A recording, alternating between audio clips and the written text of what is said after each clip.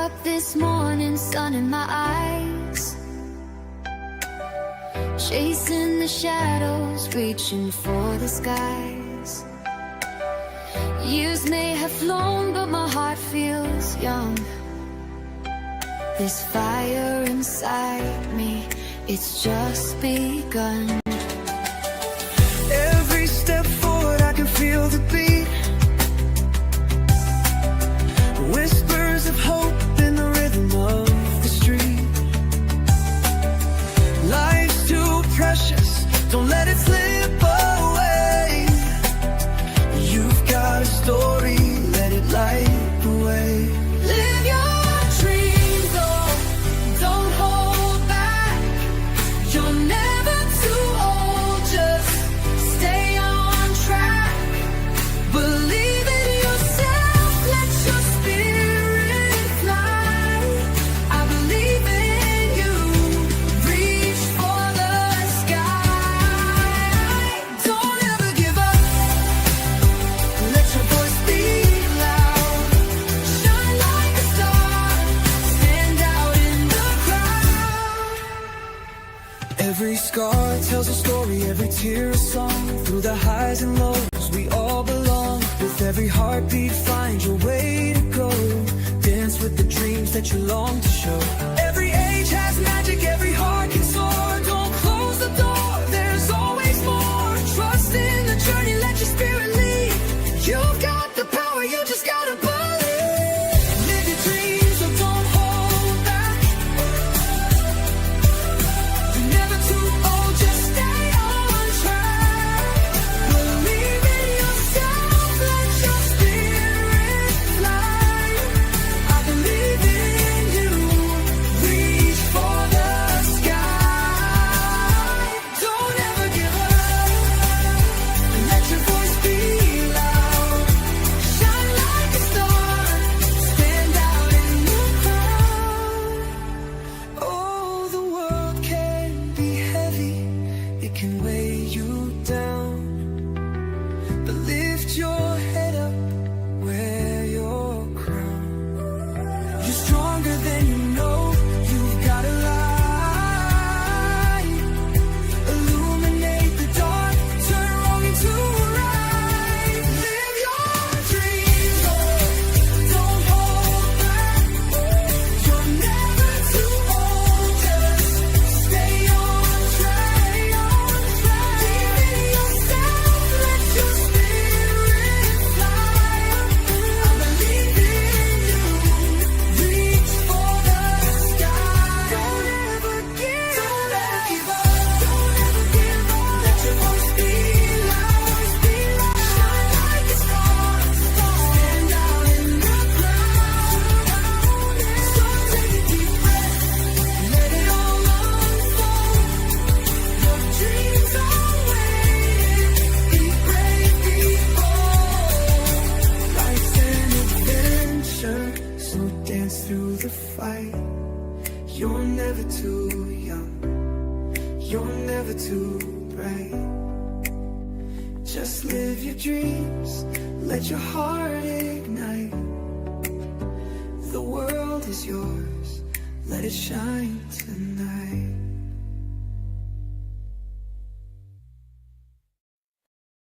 Woke up this morning, sun in my eyes, chasing the shadows, reaching for the skies. Years may have flown, but my heart feels young.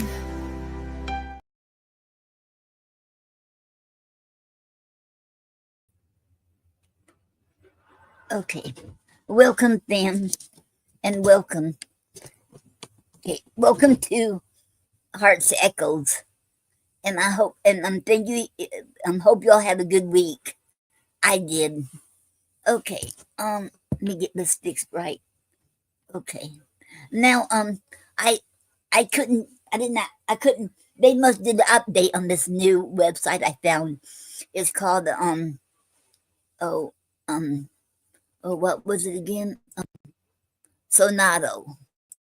It's called Sonato, Sonauto, and where you can create web songs.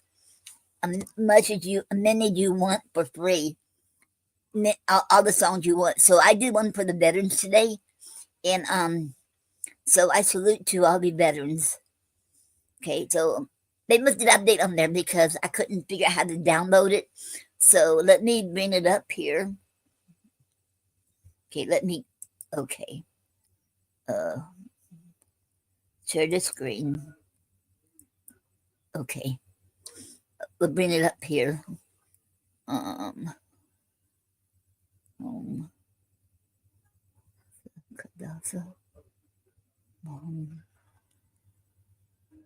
now,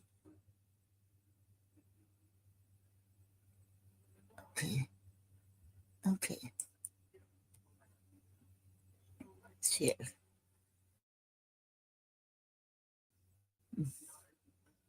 Okay.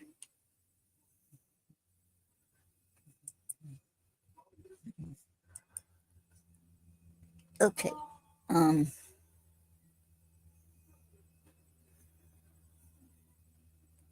me see. Okay, so y'all can see this. I thought it'd be okay. Let me see if I can bring the music up. Okay. We walked along the road back home, carrying stories we never told.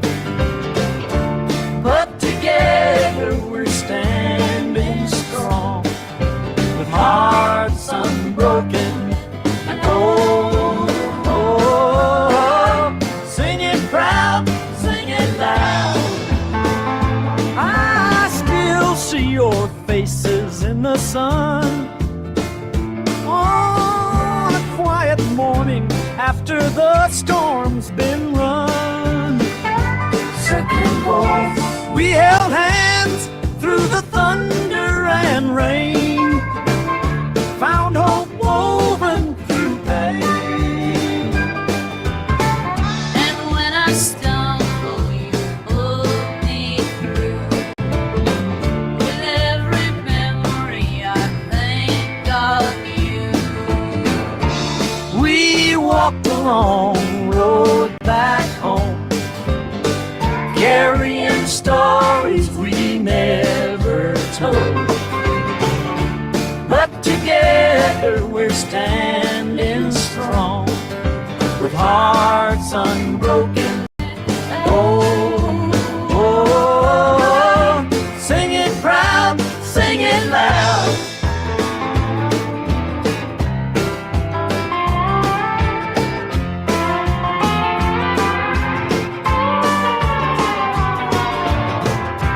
Miles behind us, but the dream remains.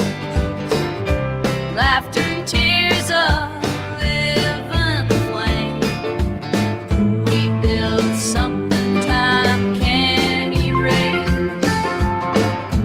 Brotherhood, sisterhood, every face.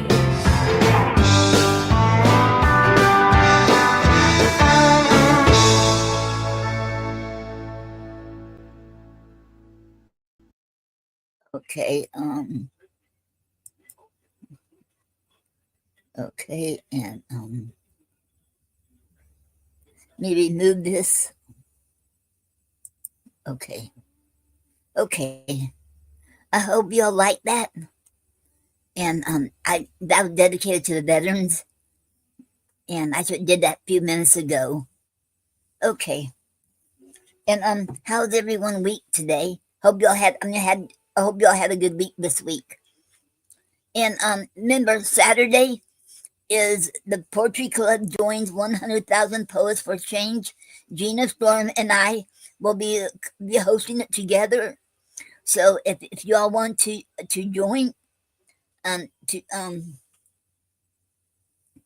y'all want to join the Poetry Club joins 100,000 Poets for Change this Saturday, please, you can there's still time. I posted a link for it on my Facebook page, and I also did it on my YouTube. And I'm going to try to figure out how to do it on Kick too, because Kick don't let you have anything long on there. When you post anything long, they'll should delete it, because I did that before. So but I do got the flyer up there. Okay, it'll be on Zoom, but I will do it on YouTube too. Okay. Okay. Well, I don't have any poems for the veterans, and it was just today didn't code today, so I didn't get to do much today. Okay.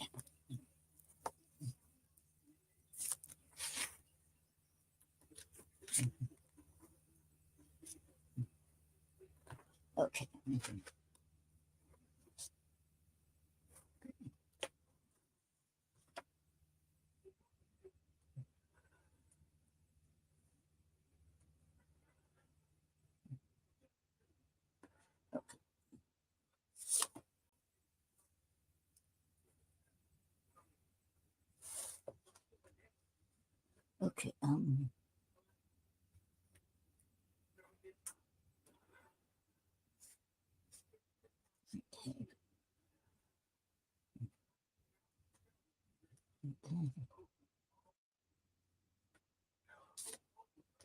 Okay. And this poem here is by I'm reading from the love poems of Elizabeth and Robert Browning. Okay. And I'm going to read one of Robert Browning's called By the Fireside. Okay. Let me see.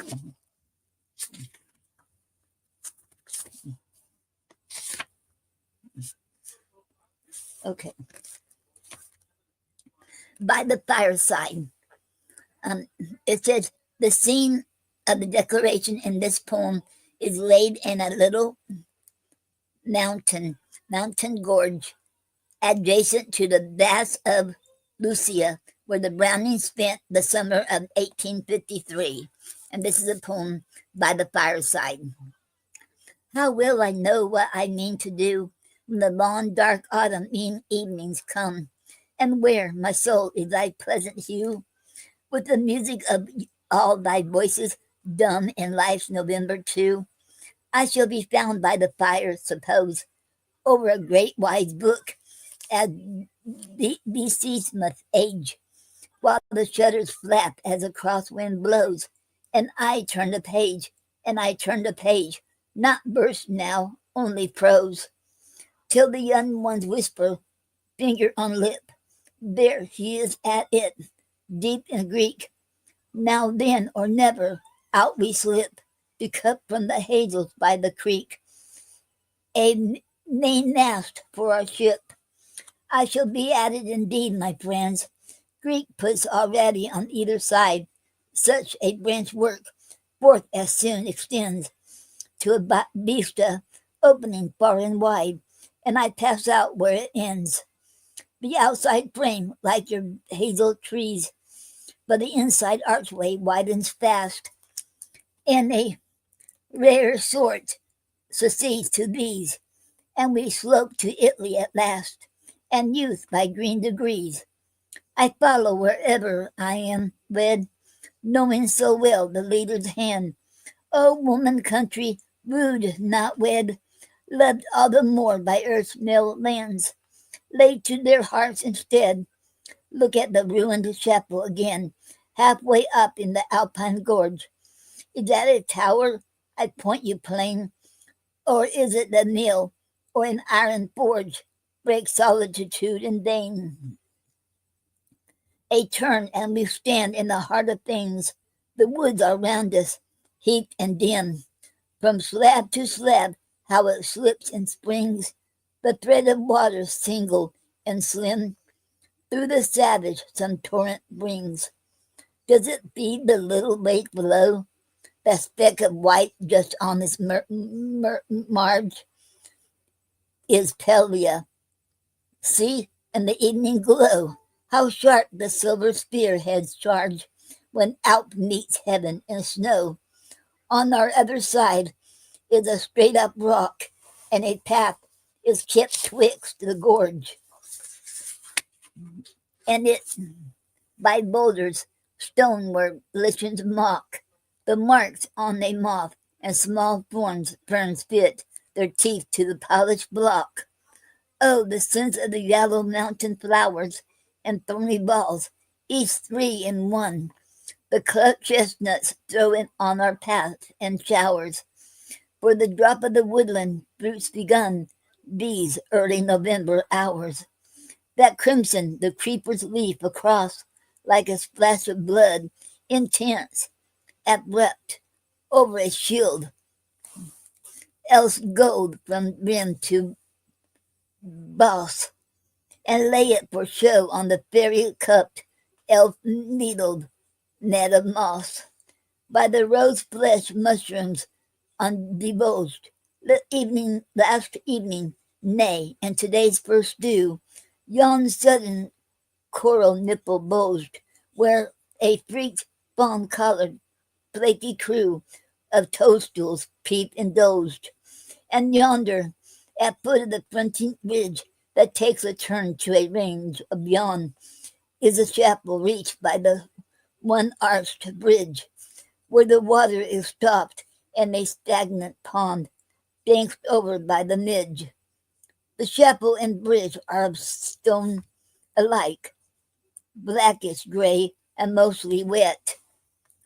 Cut hemp stalks steep in the narrow dike. See here again how the lichens fret and the roots of the ivy strike.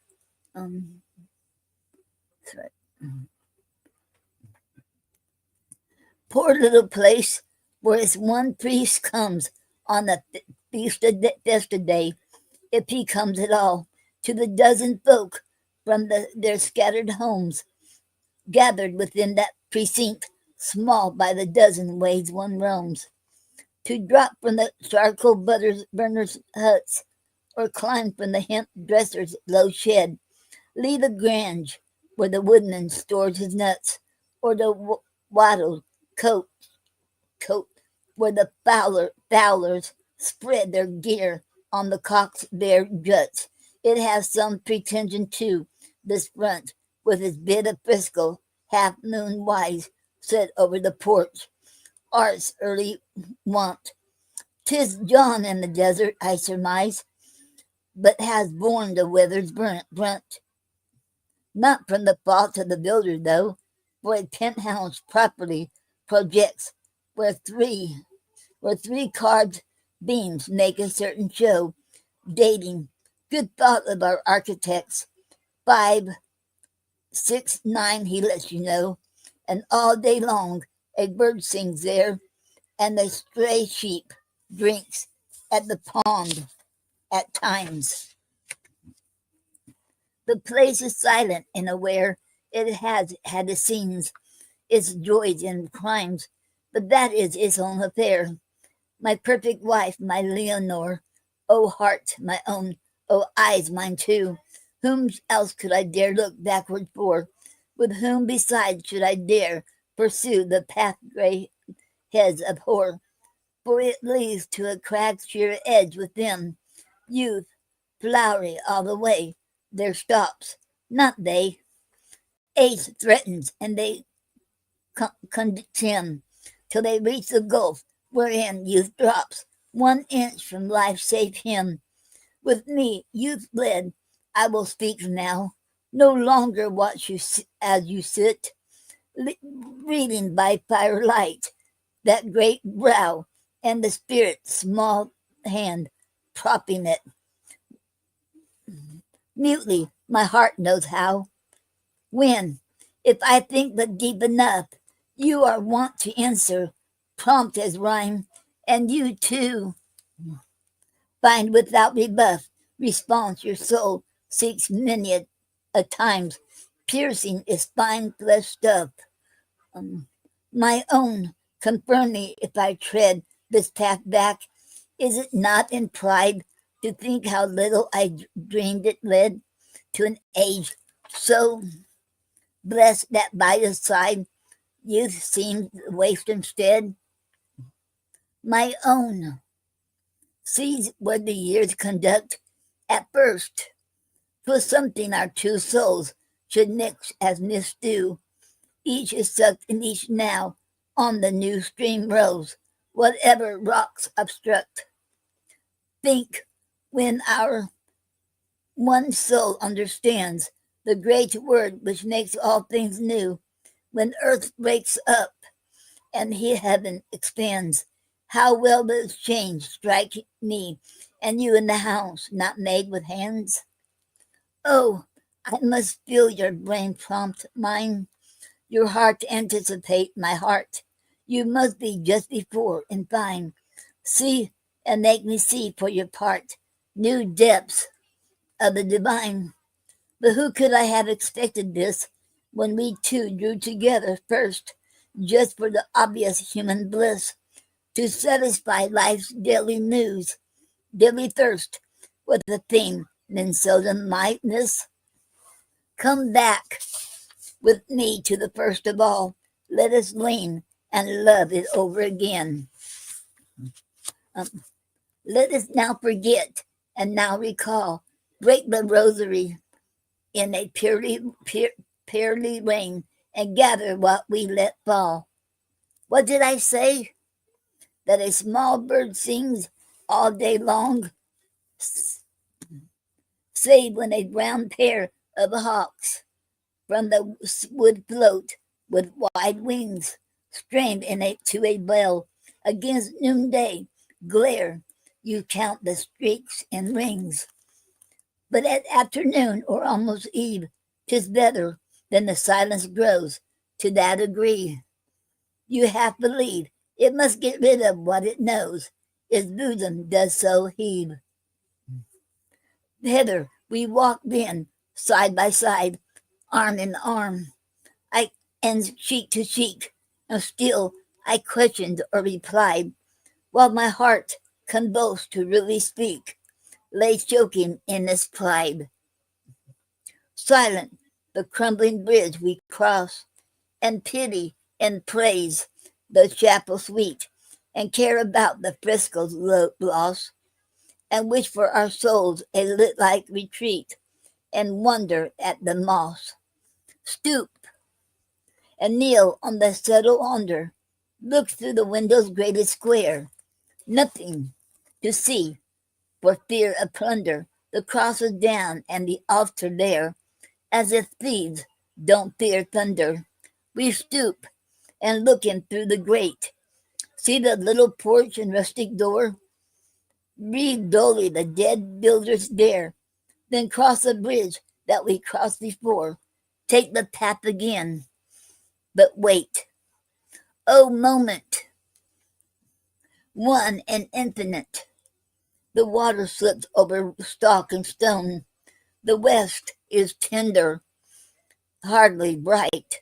How gray at once is the evening grown. One star is chrysolite. We two stood there with never a third, but each by each, as each knew well, the night sights we saw and the sounds we heard, the lights and the shades made up a spell till the trouble grew and stirred. Oh, the little more and how much it is, and the little less and what worlds away. How a sound shall quicken content to bliss, or a breath suspend the blood's best play, and life be a proof of this. Had she willed it, and still have stood the screen, so slight, so sure, twixt my love and her. I could fix her face with a guard between, and find her soul as when friends confer. Friends, okay. Lovers that might have been, for my heart had a touch of the woodland time, wanting to sleep now over his best, shake the whole tree in the summer prime, but bring to the last leaf no such test. Hold the last fast, runs a rhyme, for a chance to make your little much, to gain a lover and lose a friend. Venture the tree, and a myriad such, when nothing you mar, but a year can mend, but a last leaf, fear to touch.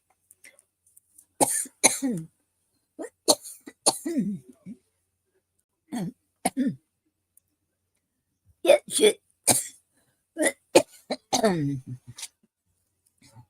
yet should it unfasten itself and fall, eddying down till it find your face. At some slight wind, best chance of all, be your heart henceforth its dwelling place. You tremble to forestall. Worth how well those dark gray eyes, that hair so dark and dear, how worth that a man should strive and agonize and taste of various hell on earth for the hope of such a prize.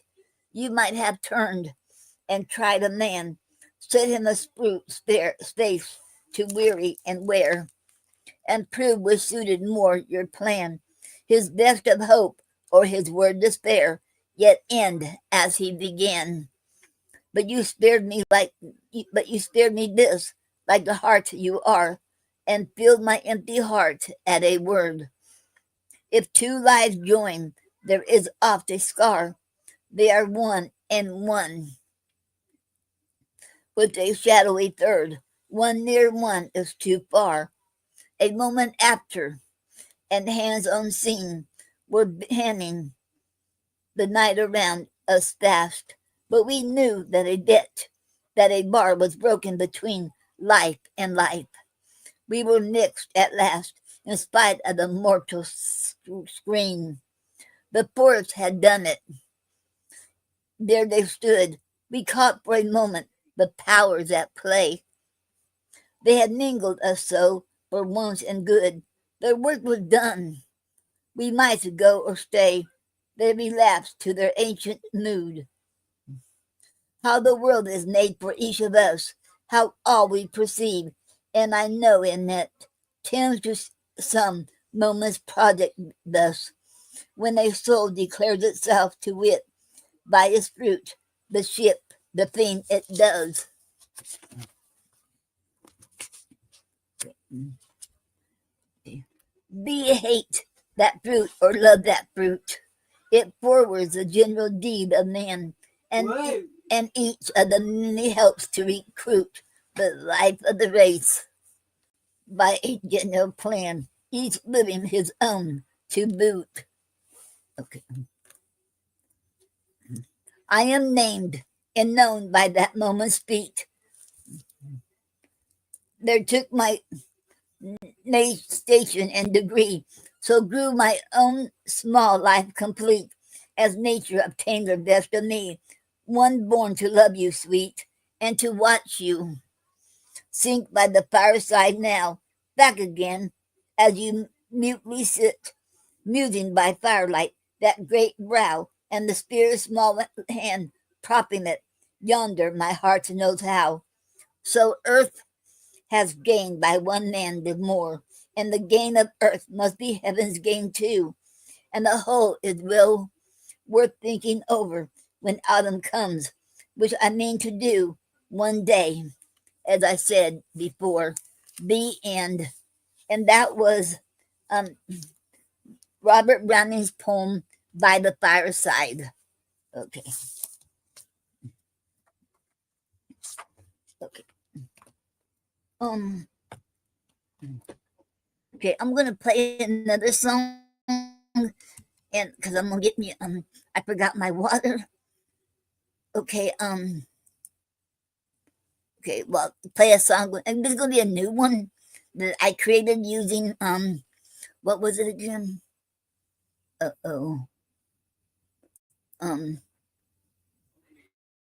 Sonato.ai.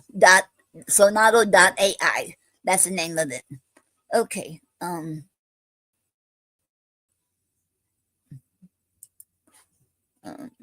wait.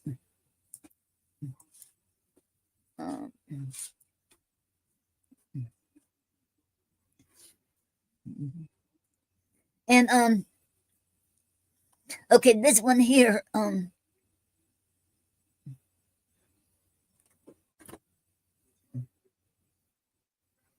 Silent Please. And this is when I took my poem, you know, If You Really and Truly Love Me, Mommy, my signature one, and then I put it in the so oh, I keep forgetting the name of it. The Sonado.ai, and put it in there. Then I did the and then I used their for their ending and their beginning of it, and this is what it came up with. Okay, you find it now. Called Silent Please. Long before you said my name, when hope was just a maybe, I floated quiet in your shadow, waiting for the world to claim me. Raindrops tap the window as I curl close in the dark. You hummed a tune you once remembered, soft and aching in your heart. Did you ever wonder who I'd be if tomorrow let me stay? Would you trace my tiny future or wish your fears away? Even though you can't hear me, I can hear you, Mommy. Heard you talk about aborting me and that I ain't a human being. How could you be so cruel?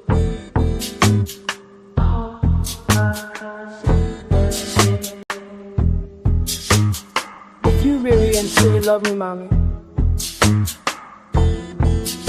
if you really and truly, Mommy, let me live to see the new world. I didn't ask to be born, but since I'm still in your womb,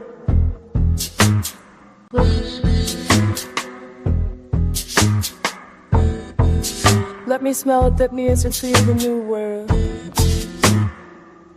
Let me meet you for all the things around me, so they know this world and experiences even around me. Let me experience the different emotions and the noises that surround me, and experience life itself.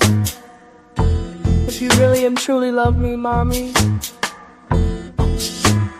give me a chance in this new world, like your mommy gave you that chance a long time ago.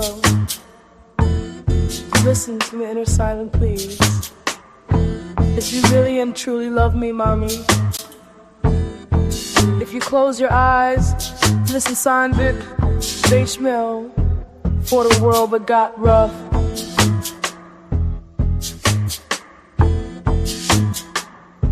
All I'm asking is moments to prove my love for you. I don't want to be sorrow or your broken hidden ache.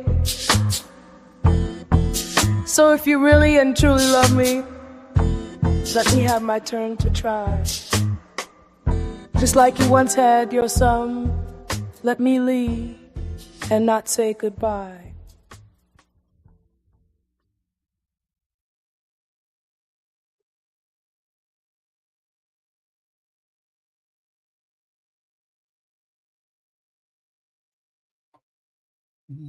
Okay. Okay. And that was okay. The Silent Please. Okay. Okay. Uh-oh.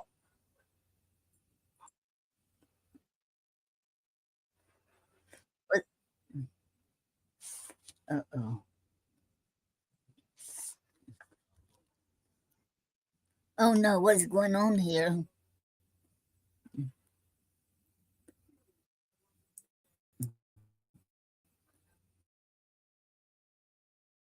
Um,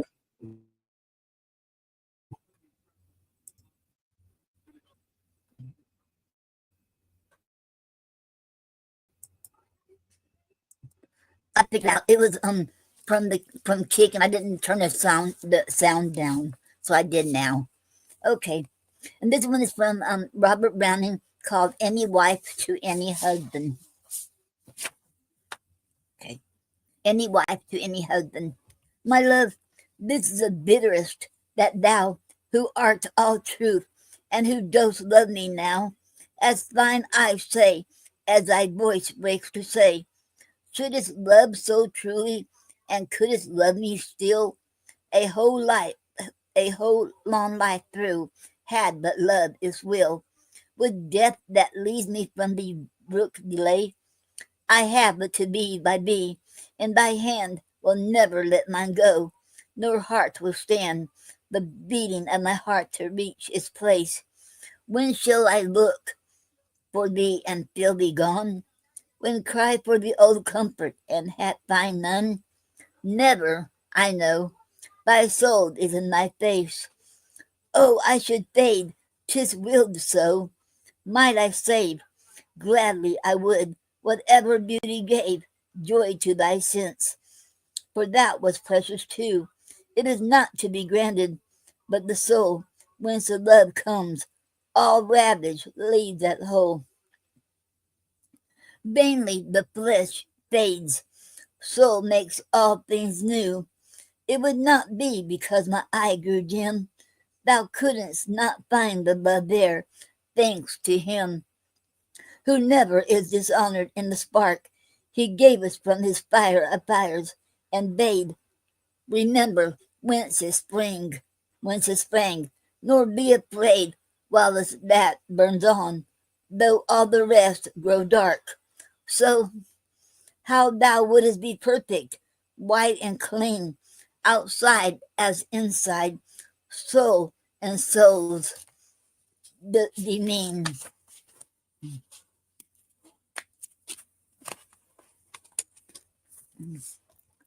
Alike, this body given to show it by, oh, 3 parts through the worst of life's bias. What plaudits from the next world after this? Couldst thou repeat a stroke and gain the sky? And is it not the bitter to think that disengage our hands and thou wilt sink? Although thy love was love in very deed, I know that nature, past a festive day, thou dost not throw its relic flower away, nor bid its music's loitering echo speed. Thou let the stranger glove lie where it fell.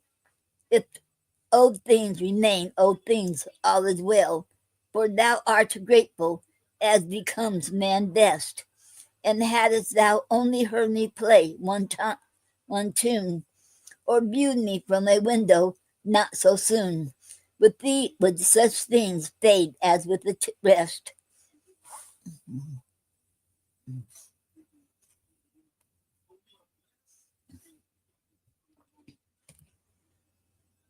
I seem to see we meet and part.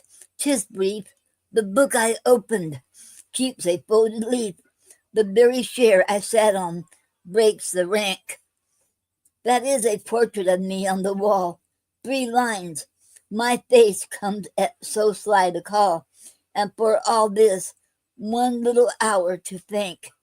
But now, because the hour through years was fixed, because our inmost beings met and mixed, because thou once hast loved me, wilt thou dare say to thy soul, and who may list beside, therefore she is immortality, my bride. Chance cannot change my love, nor time impair. So what if in the dusk of life that's left, I, a tired traveler of my son bereft, I look from my path when, mimicking the same, the firefly glimpses past me, come and gone? Where was it till the sunset? Where anon it will be at the sunrise? What's to blame? Is it so helpful to thee? Canst thou take the mimic up, nor for the true thing's sake put gently by such efforts at a beam? Is the remainder the way so long? Thou needest the little solace, thou the strong. Wash out thy watch, let weak ones doze and dream. Ah, but the fresher faces, is it true? Thou ask, some eyes are beautiful and new, some hair. How can one choose but grasp such wealth? And if a man would press his lips to lips, fresh as a wilting hedgerow cup, there slips the dewdrops out of. Must it be by stealth? It cannot change the love still kept for her. Okay, it cannot change the love still I kept for her. More than if such a picture I prefer, passing a day with to a room's bare side. The painted form takes nothing she possessed, yet while the Titan's Venus lies at rest, a man looks once more. What is there to chide? So must I see from where I sit and watch my own self, sell myself, my hand attach. Its warrant to the very thefts for me, thy singleness of soul that made me proud, thy purity of heart I loved aloud, thy man's truth I was bold to bid God see. Love so, then, if thou wilt, give all thou canst away to the new faces, disentranced, say it and think it. Obdurate no more, reissue looks and words from the old mint. Pass them afresh, no matter where who's the print, image, and superscription once they bore. Recoin thyself and give it to them to spend. It all come to the same thing at the end. Since mine thou wast, mine art, and mine shalt be. Faithful or faithless, filling up the sum, or lavish of my treasure, thou must come back to the heart's place here I keep for thee. Only, why should it be withstand it all? Why must I twist the leaves of coronal, put any kiss of pardon on thy brow? Why need the other women know so much and talk together, such a look and such the smile he used to love with then as now? Might I die last and show thee, should I find such hardship in the few years left behind, if free to take and light my lamp and go into thy tomb and shut the door and sit, seeing thy face on those four sides of it, the better that they are so blank, I know. Why, time was what I wanted to turn over within my mind each look, get more and more by heart each word, too much to learn at first, and join thee all the fitter for the pause, meet the low doorways lintel that were cause for lingering, though thou causest, if I durst. And yet thou art the nobler of us two. What dars I dream of that thou canst not do, outstripping my 10 small steps with one stride? I'll say then, here's a trial and a task. Is it to bear? If I say, if easy, I'll not ask. Though love fail, I can trust on in thy pride. Pride? When those eyes forestall the life behind, the death I have to go through. When I find, now that I want thy help most, all of thee. What did I fear? Thy love shall hold me fast until the little minute sleep is past, and I wake saved, and yet it will not be. That was the end, and that was Robert Browning's poem, Any wife to any husband. Okay.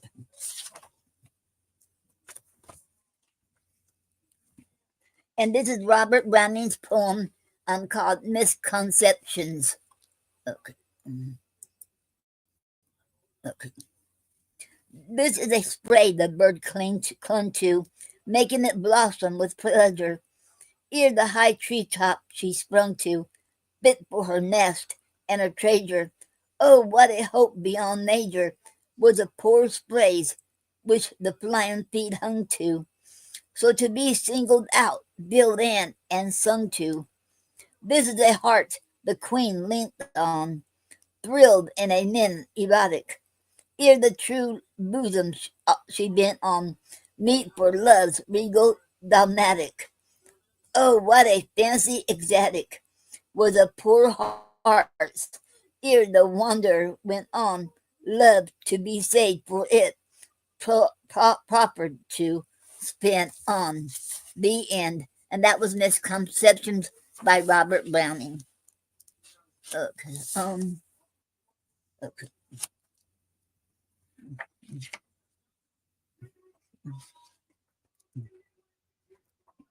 Okay. I have to take a break. Okay. And I'll be right back.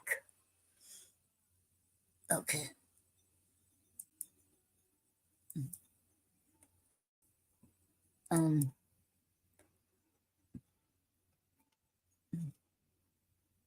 Okay.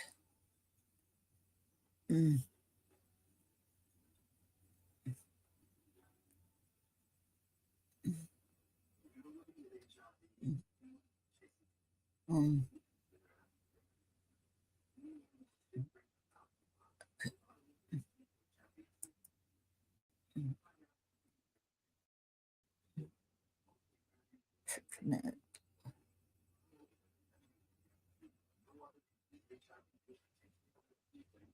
So,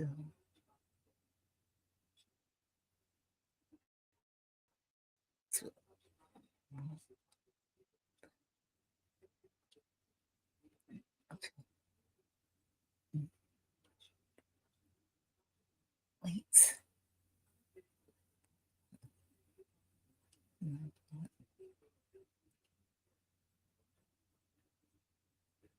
Line to the truth.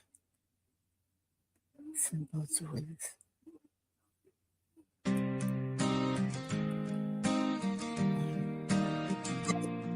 Take a walk, just a simple one. Step into the magic, let the day be begun. Feel the rain dancing, hitting the ground. Nature's rhythm plays a beautiful sound. Raindrops fall like diamonds, they gleam. Catch them on your face, let them wash away the dream. In the heart of the storm, find a calm, sweet embrace. With every drop that lands, you rediscover your place. Take a walk, let the world unfold. Feel the breeze on your skin, let your heart feel bold. Watch the sunset spill colors, vibrant and bright. In the arms of nature, everything feels right. In the early dawn, as the sun starts to rise, golden rays breaking through, painting the skies. Watch a flower unfold, petals kissed by light. Each layer a story, a marvelous sight.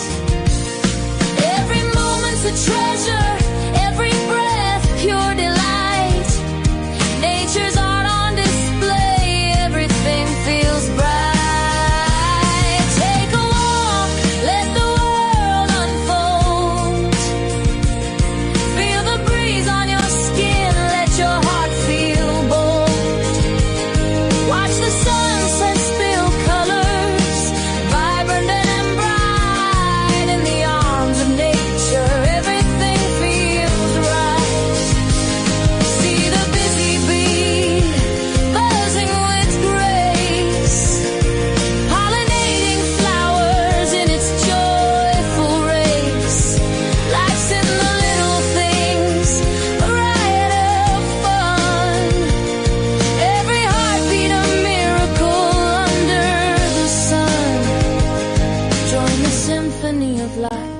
let your spirit lift.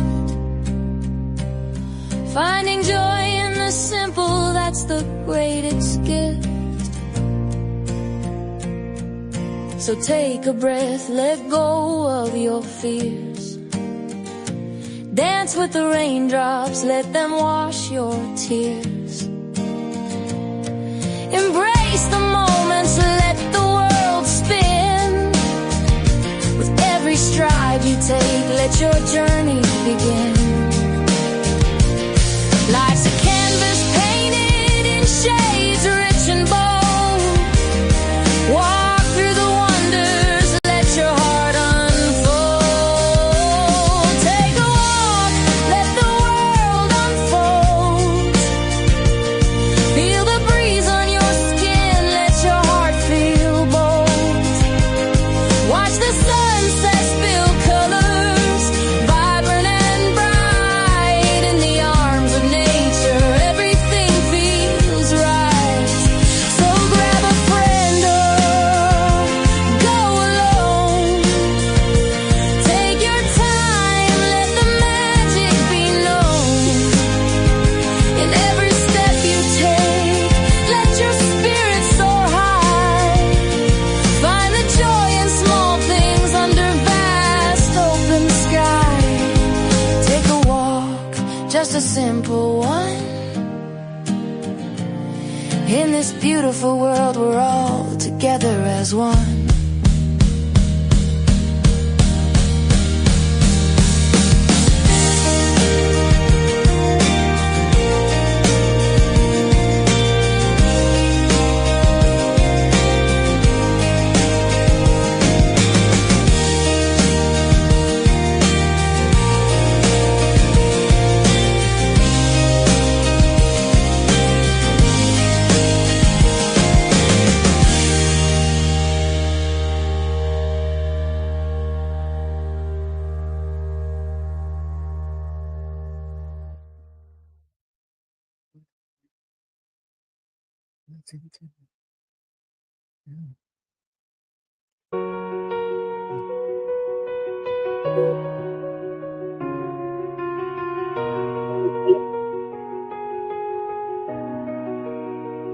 In the heart of the city, where shadows collide, people rush by, but they seem to hide what's beneath the surface, what's real and bright. I wander through the echoes in the dead of night. What is honesty? Is it just a word? Can you feel it in your heart? Is it ever heard? Like a whisper in the silence, a promise made clear, an anchor in the storm, a voice we can hear. What is the truth? Is it written in the sky? A flicker of a dream, or a tear in my eye? Faithfulness and loyalty, they dance in the light, holding on to moments that feel so right.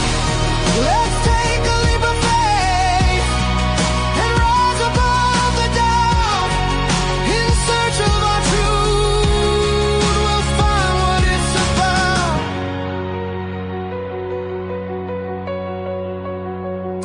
Days turn to seasons, time slips away, but the truths that we hold are here to stay. In laughter and in sorrow, in joy and in pain, honesty's the light that breaks through the rain. Can we look in the mirror when no one else sees? Face the depth of our fears, set our spirits free. In the warmth of a friendship, the love we create is the essence of truth. Is it ever too late?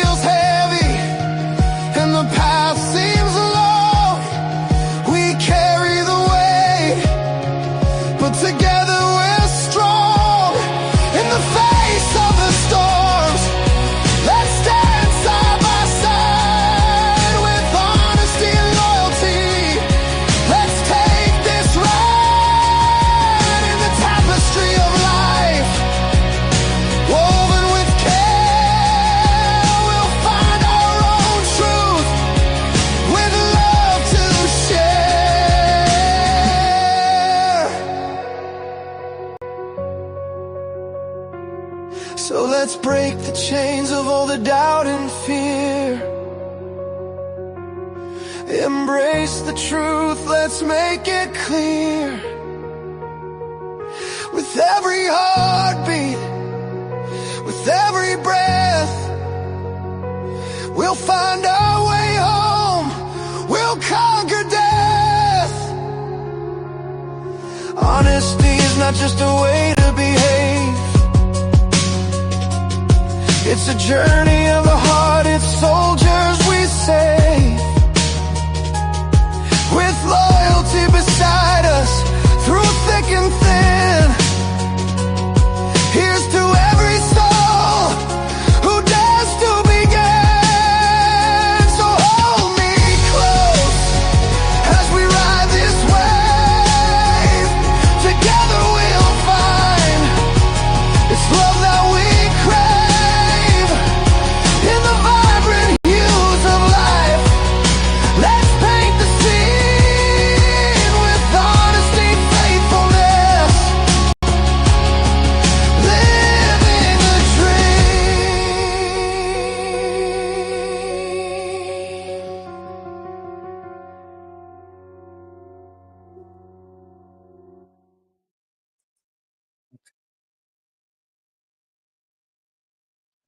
Mm.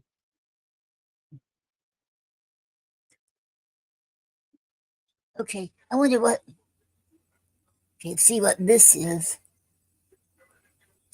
There's something else. Oh, I think I know what that is. Okay, there's something else up here. That must be from Sonato, another site. Okay, I'm back, fam.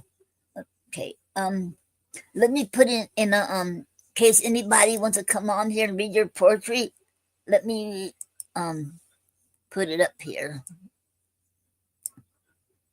Okay. Copy.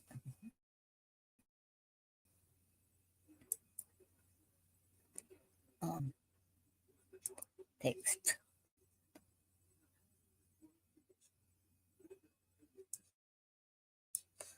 Okay. I think about it. I almost forgot to put it up here. So let me put it here now. Okay. While I'm doing that, putting it on Facebook, I'm gonna play a new song. Let me find it. That I created the other day from oh, I can never remember that. Sonato.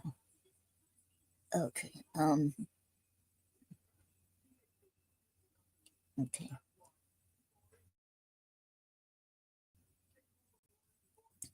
And this one,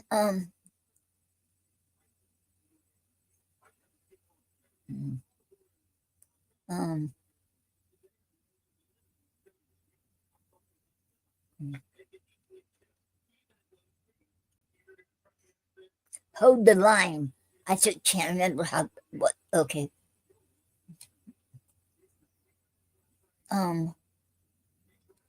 Hold the line.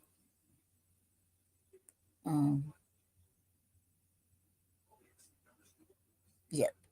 Please don't give up, not tonight. When shadows are closing in, hold the light. If you're lonely, if you feel no one cares, remember you got a friend. I'm right there. Hold on, hold on. Stay strong. Empty room, cold air, heavy heart, silent stare. You wonder if anyone could understand. But the dawn is coming, dry your eyes, I swear. Reach for the hand stretched out, take a stand. It's not easy, I know, but you're not made to break. If you need me, let it show. There's a world that needs your flame. Please don't give up, not tonight. when shadows are closing in. Hold the light. If you're lonely, if you feel no one cares, remember you got a friend. I'm right there. Hold on, hold on. Stay strong. All the pain you carry, let it spill into the night. I'll sit in silence with you till hope returns to sight. The storms can break the windows, but they can't take your soul. So hang on, let the morning find you whole. Please don't give up, not tonight. When shadows are closing in, hold the light. If you're lonely, if you feel no one cares, remember you got a friend. I'm right there. Hold on, hold on. Stay strong.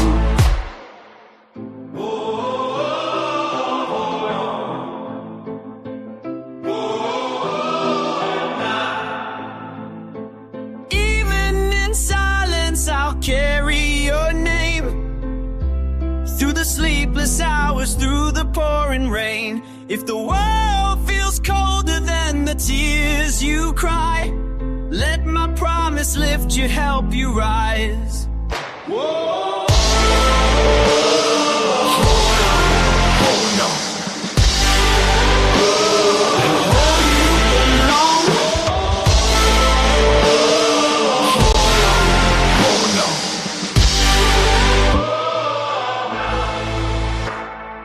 Down the quiet back roads where hope feels thin, I will walk beside you through loss and within.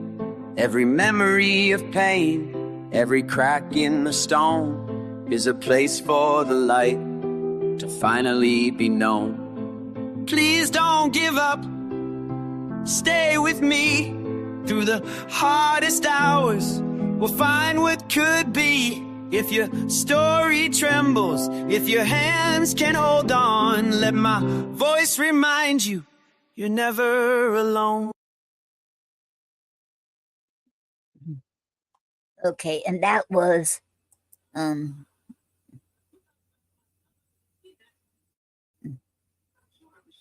hold on.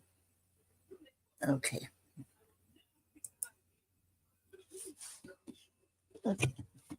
Okay, I'm going to read some more poetry from the love poems of Elizabeth and Robert Browning.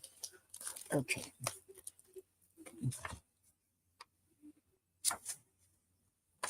Okay, and this one is titled A Serenade at the Villa by Robert Browning.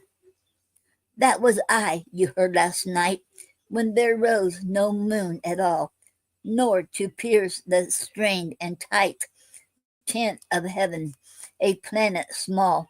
Life was dead, and so was light. Not a twinkle from the fly, not a glimmer from the worm. When the crickets stopped their cry, when the owls foreclosure for more a term, you heard music. That was I. Earth turned in her sleep with pain, sultrily suspired for proof. In at heaven and out again, lightning, where it broke the roof, blood-like, some few drops of rain. What they could my words expressed, oh my love, my all, my one. Singing helped the verses best, and when singing's best was done, to my lute I let the rest. So wore night, the east was gray, white the red-faced hemlock flowers. There would be another day, ere its first of heavy hours found me, I had passed away. What became of all the hopes, words and song and lute as well? Say, this struck you when life gropes feebly for the path where fell light last on the evening slopes. One friend in that path shall be to secure my step from wrong, one to count night, day for me. patient through the watches long, serving most with none to see. Never say, as something bodes, so the worst has yet a worse. When life halts neath double loads, better the taskmaster's curse than such music on the roads, when no moon shall see the sun, nor can pierce the midnight's tent any star, the smallest one, while some drops were lightning sent, were lightning rent. So the final storm begun, when the firefly hides a spot, when the garden voices fell in the darkness thick and hot, shall another voice avail that shape be where these are not.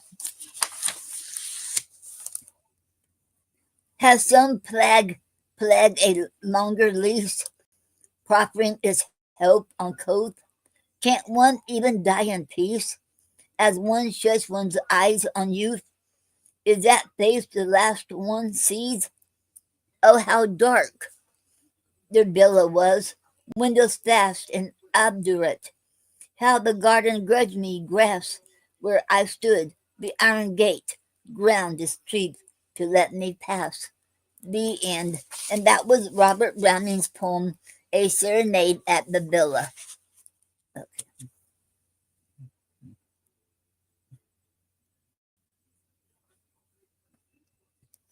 Okay.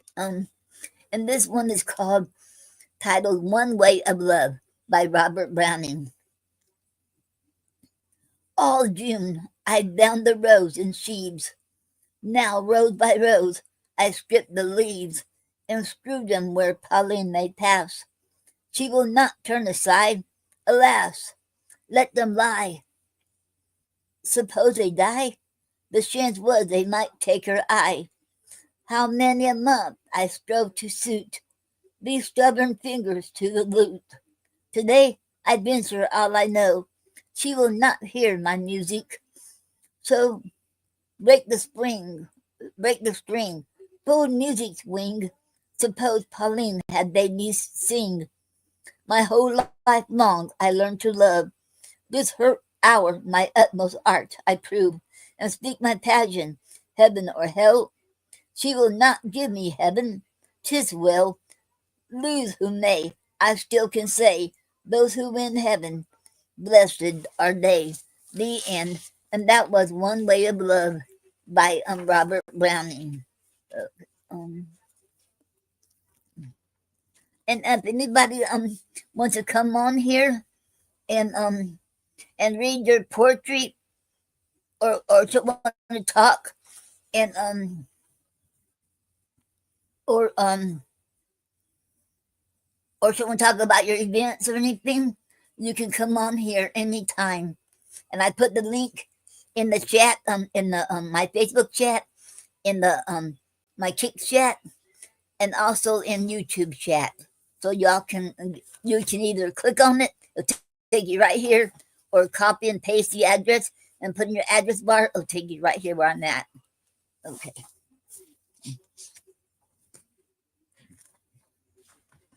And this is another one called Another Way of Love by Robert Browning.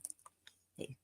June was not over, though past the full, and the best of her roses had yet to blow, when a man I know, but shall not discover, since ears are dull, and time discloses, turned him and said with a man's true air, half sighing a smile and a yawn, as twere, if I tire of your June, will she greatly care? Will dear indoors with you, true, serene deadness tries a man's temper. What's in the blossom June wears on her bosom? Can it clear scores with you? Sweetness and redness, even temper. Go, let me care for it greatly or slightly. If June in her bower now, your hand left unsightly, by plucking the roses, my June will do rightly. And after, for pastime, if June be refulgent with flowers in completeness, All petals, no prickles, delicious as trickles of wine poured at mass time. And, and choose one indulgent to redness and sweetness. Or if, with experience of man and of spider, June used my June lightning, the strong insect ritter, and stop the fresh film work, why, June will consider. The end. And that was Another Way of Love by Robert Browning. Um,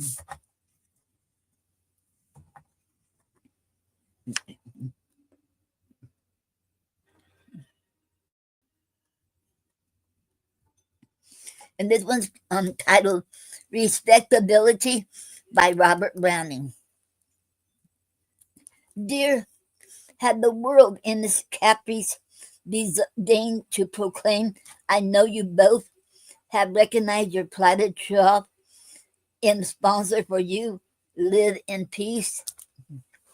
How many precious months and years of youth had passed that speed so fast before we found it out at last, the world and what it fears. How much of priceless life was spent with men that every virtue decks, and women models of their sex, Sadiq's true ornament. Ere we dared wander nights like this, through wind and rain, and watch the scene, and feel the boulevard break again to warmth and light and bliss. I know the world prescribes not love, all what allows my finger to caress your lips, contour and downiness, provided it supply a glove.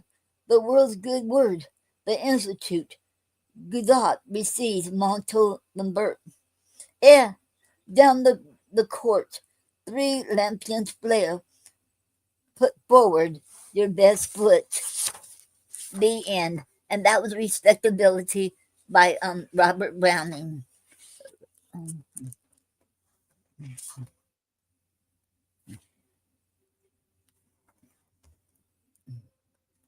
Okay. Love in a Life by Robert Browning. Room after room, I hunt the house through, we inhabit together.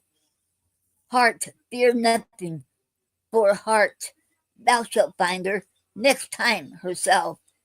Not the trouble behind her, left in the curtain, the couch's perfume, as she brushed it, the cornice reef lost in the new. Yon looking glass gleamed at the wave of her feather, yet the day wears and doors the sea's door. I try the fresh fortune, range of white hounds from the wing to the center, still the same chance. She goes out as I enter, spend my whole day in the quest. Who cares but us? But 'tis twilight, you see, with such suites to explore, such closets to search, such alcoves to importune. The end. And that was Love in a Life by Robert Browning. Um, and this one is called Life in a Love. Escape me? Never, beloved, while I am I and you are you, so long as the world contains us both, me the loving and you the lost, while the one eludes, must the other pursue. My life is a fault at last, I fear. It seems too much like a fate indeed. Though I do my best, I shall scarce succeed. But what if I fail of my purpose here? It is but to keep the nerves at strain, to dry one's eyes and laugh at a fall, and baffled, get up and begin again. So the chaos takes up one's life, that's all. While look but once from your farthest bound at me so deep in the dust and dark, no sooner the old hope goes to ground than a new one straight to the self same mark. I shape me ever removed. The end. And that was Life in a Love by Robert Browning.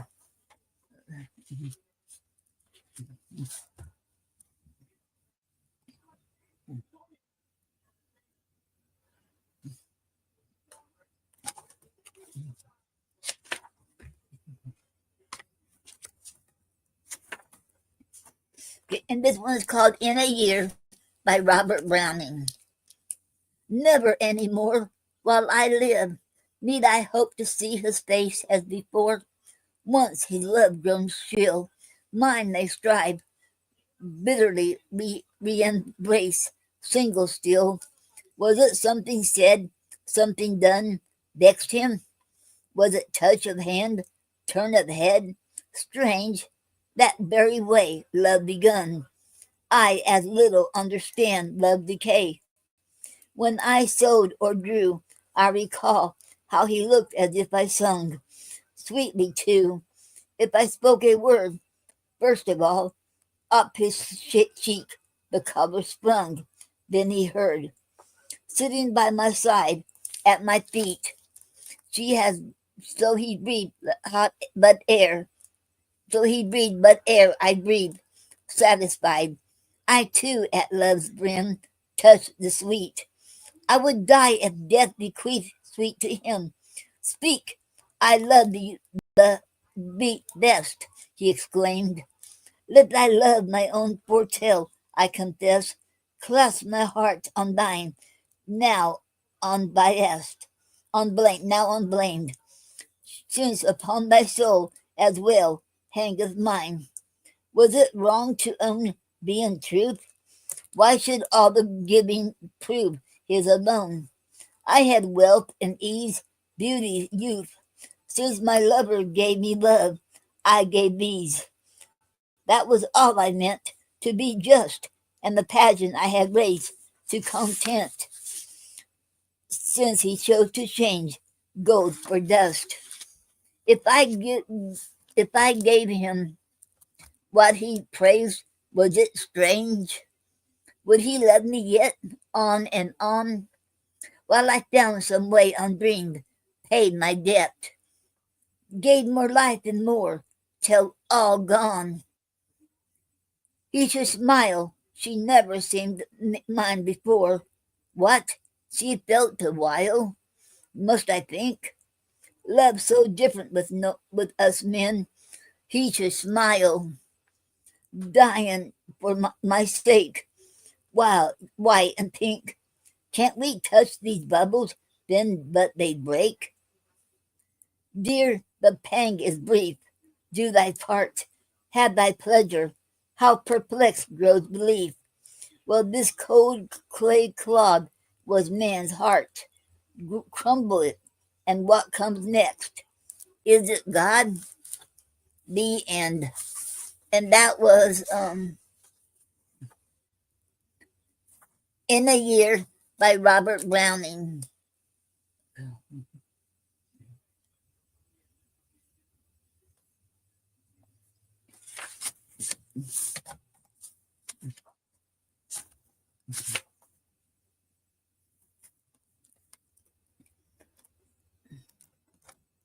Okay, this is one titled Women and Roses by Robert Browning. And it says there's a note on it, and it says, written on the suggestion of some roses sent Mrs. Browning. At the time of writing, Browning was carrying out a resolve to write a poem a day, a resolve which lasted a fortnight. Okay, and it's titled Women and Roses. I dream of a red rose tree, and which of its rose three is the dearest rose to me. Round and round, like a dance of snow, in a dazzling drift, as its guardians go floating the women, faded for ages, sculptured in stone on the poet's pages. Then follow women, fresh and gay, living and loving, and love today. Last in the rear, flee the multitude of maidens, beauties yet unborn, and all to one cadence. They circle their rose on my rose tree. Dear rose, thy term is reached. Thy leaf hangs loose and bleached. Bees pass it unimpeached. Stay then, stope, since I cannot climb. You, great shapes of the antique time, how shall I fix you, fire you, freeze you, break my heart at your feet to please you? Oh, to possess and be possessed, hearts that beat, neath each pallid breast. Once but a blood, the poesy, the pageant, drink but once and die. In vain, the same fashion, they circle their rose on my rose tree. Dear rose, thy joys undimmed, thy cup is ruby rimmed, thy cup's heart nectar brimmed, deep as drops from a statue's plinth, the beast sucked in by the hyacinth. So will I bury me while burning, quench like him at a plunge my yearning, eyes in your eyes, lips on your lips. Fold me fast where the cincture slips. Prison all my soul in eternities of pleasure. Girdle me for once, but no, the old nature. They circle their rose on my rose tree. Dear rose without a thorn, thy buds of babe unborn, first streak of a new morn. Wings, lend wings for the cold, the clear. What is far conquers what is near. The roses will bloom, nor want beholders, sprung from the duet where our flesh moulders. What shall arrive with the cycle's change, a novel grace and a beauty strange? I will make an Eve, be the artist that began her, shaped her to his mind. Alas, in like manner, they circle their rose on my rose tree. The end. And that was Women and Roses by Robert Browning. Okay.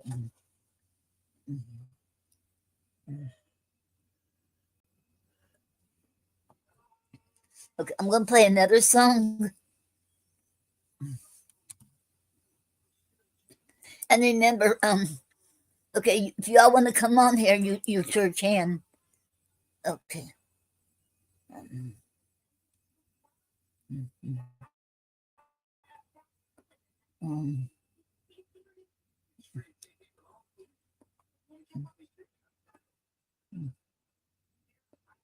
um,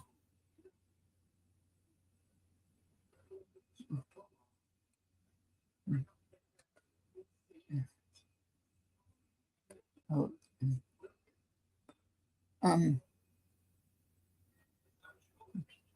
this, okay, just a simple song.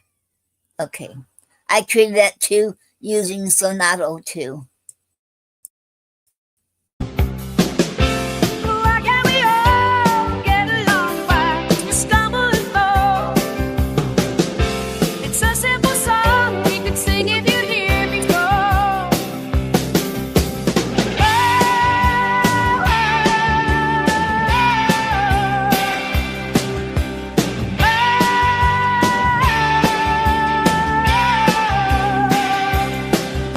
The road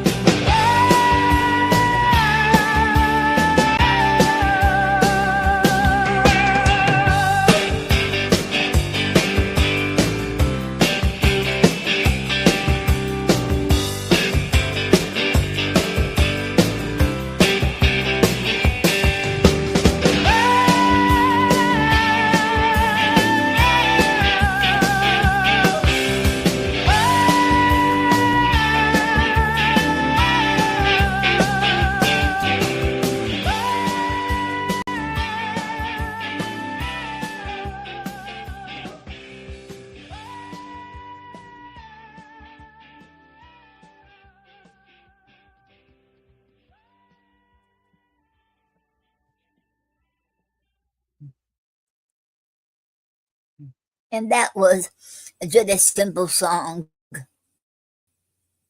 Okay. Okay, what happened here? Okay. Okay, I got it now. Okay. Now, okay.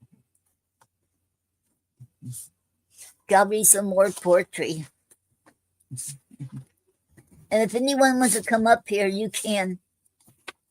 Because I put the link to the studio in my my Facebook page, in the chat, in my Kick chat, and in my YouTube chat. And you all are so welcome to join me. I would love to have you interview. Okay.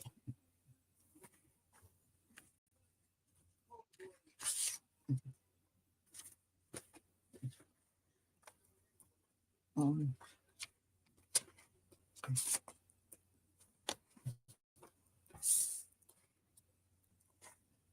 okay.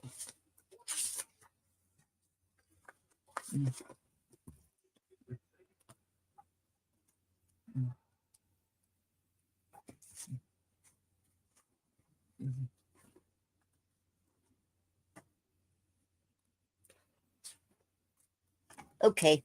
Here's one. The Statue and the Bust by Robert Browning. Okay.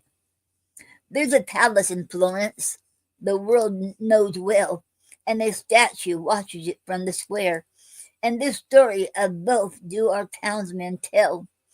Ages ago, a lady there at the farthest window facing the east asked, "Who rides by with a royal air?" The bridesmaids prattle around her ceased. She leaned forth, one on either hand. They saw how the blush of the bride increased. They felt by his beats her heart expand, as one at each ear, and both in a breath whispered, "The great Duke Ferdinand." That self same instant, underneath, the Duke rode past in his idle way, empty and fine like a swordless chief. Gay he rode, with a friend as gay, till he threw his head back. Who is she? A bride the Riccardi brings home today.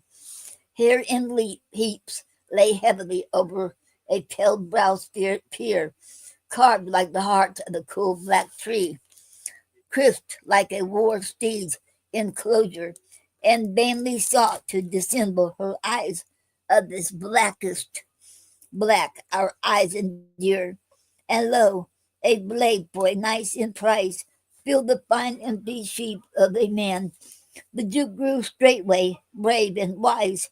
He looked at her as a lover can. She looked at him as one who awakes. The past was asleep, and her life began. Now love so ordered for both their sakes.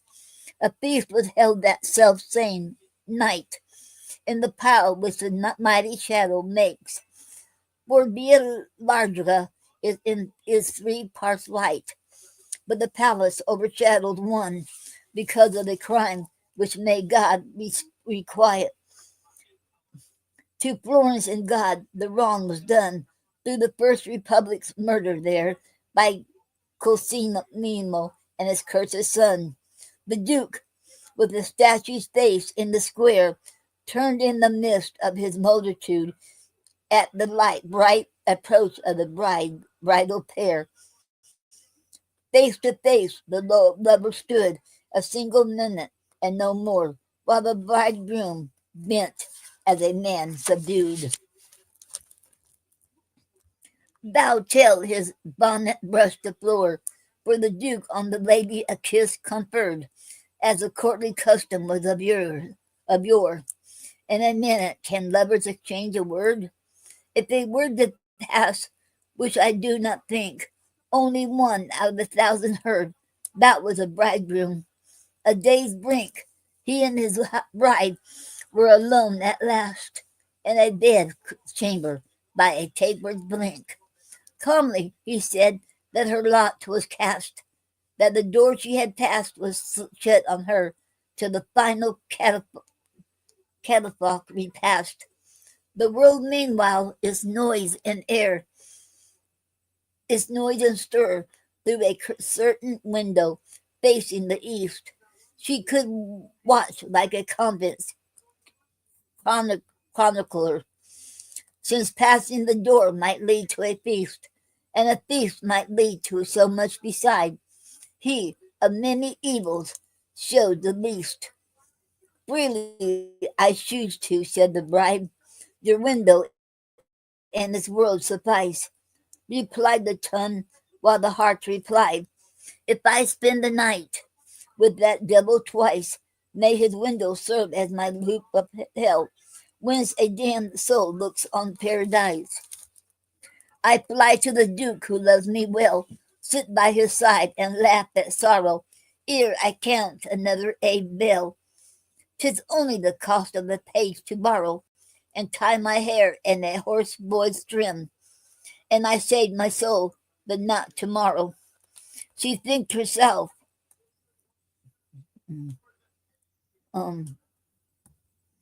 She checked herself, and her eyes grew dim. My father tarries to bless my state. I must keep it one day more for him. Is one day more as so long to wait? Moreover, the Duke rides past, I know. We shall see each other, sure as fate. She turned on her side and slept, just so. So we resolved on a theme and sleep. So did the lady, ages ago. That night, the Duke said, dear or cheap as the cost of its cup of bliss may prove to body or soul, I will drain it deep. And on the morrow, bold with love, he beckoned the bridegroom close on call, as his duty bade by the Duke's alcove, and smiled. 'Twas a very funeral. Your lady will think this feast of ours ashamed to efface, whatever befall.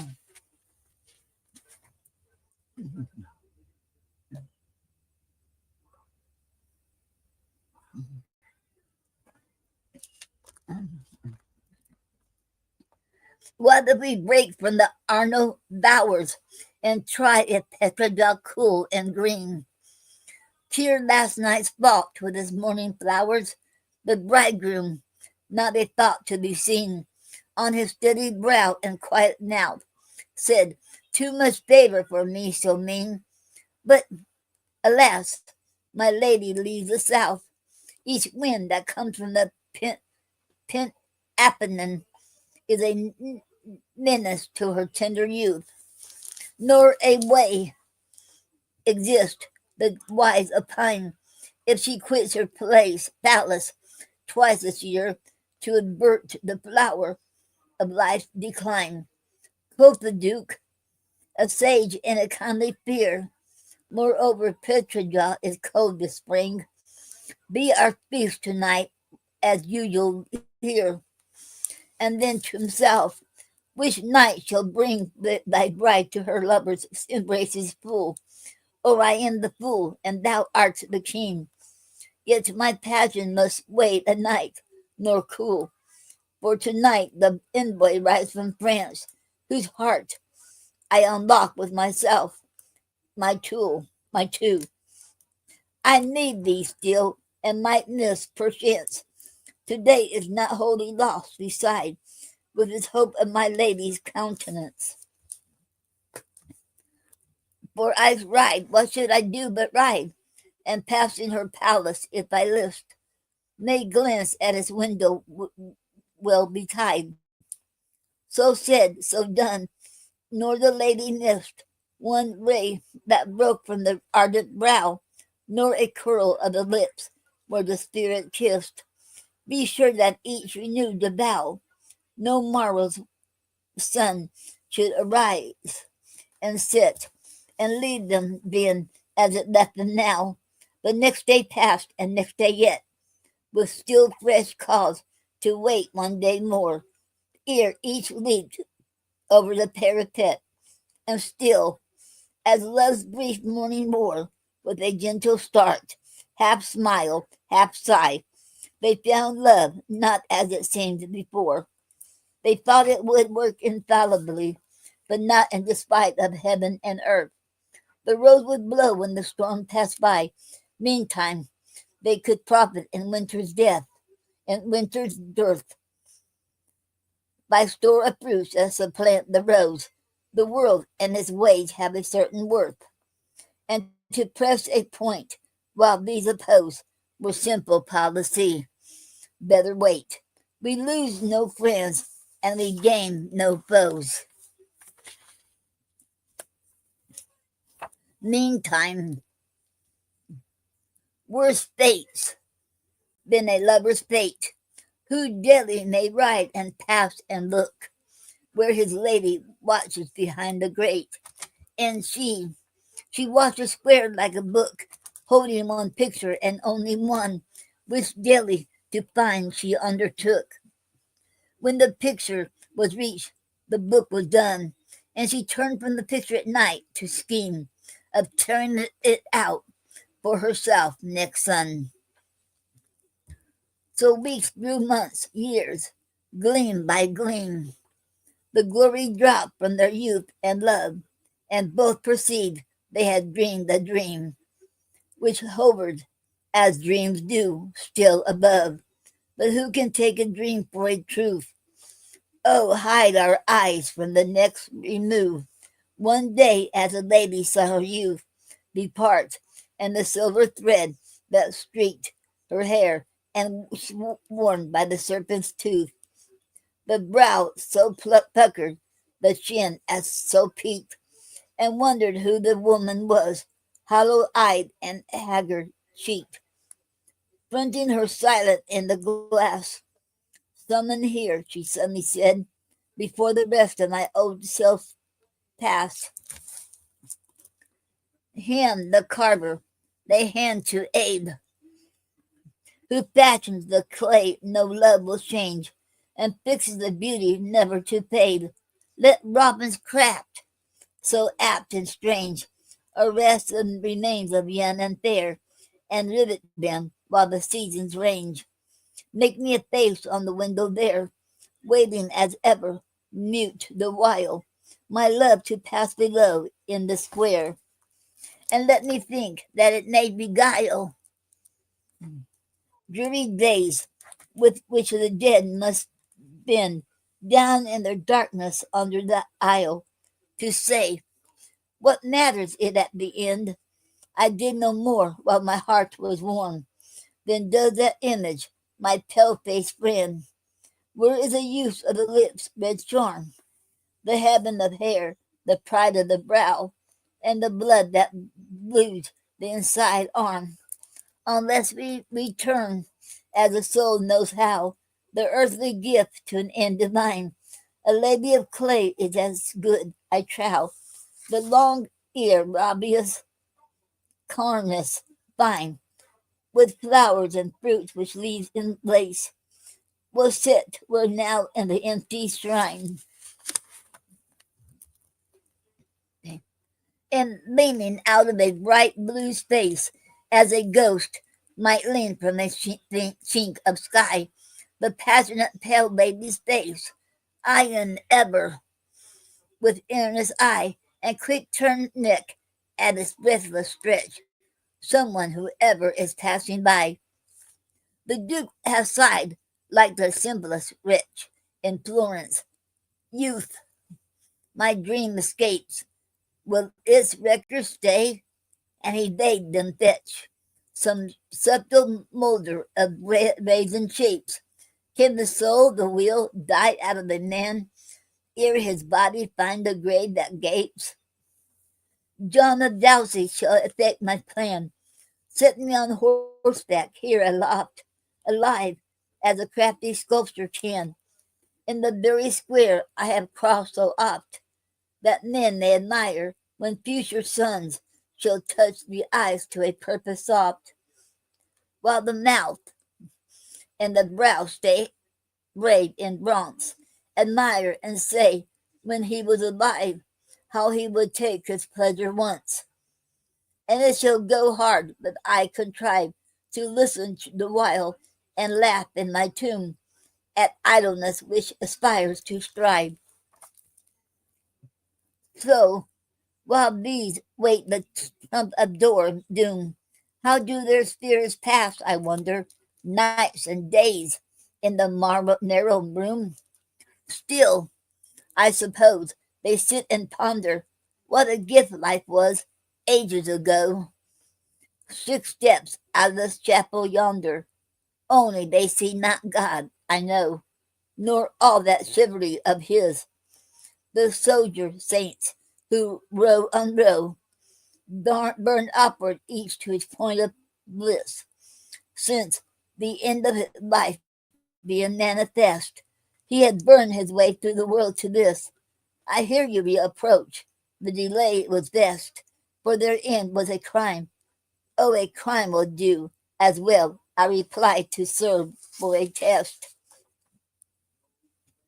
As a virtue golden through and through, sufficient to vindicate the South and prove its worth at a moment's view, must a game be played for the sake of pelf, where a button goes clear an epigram to offer the stamp of life of the very gulf? The true has no value beyond the shame, as well the counter as coin, I submit, when your table's a hat and your prize a dram. Stake your counter as boldly every wit. Venture as warily, use the same skill. Do your best, whether winning or losing it. If you choose to play, is my principle. Let a man contend to the uttermost, for his life set price, be it what it will. The counter our lover staked was lost, as surely as if it were lawful coin, and the sin I impute to each prostrate ghost is the unlit lamp in the ungirt loin, though the end in night sight was a vice, I say.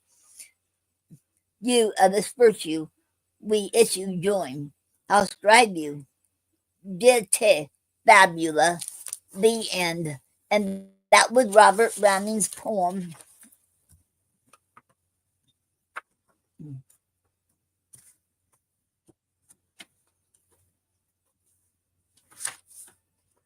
The statue and the bust. Okay.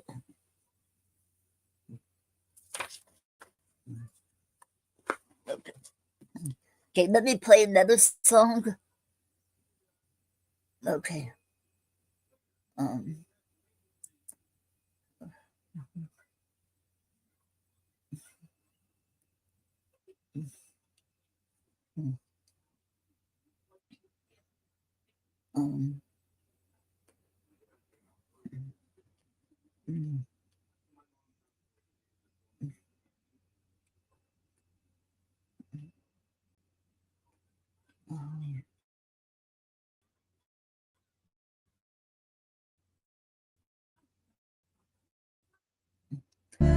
Unity's anthem.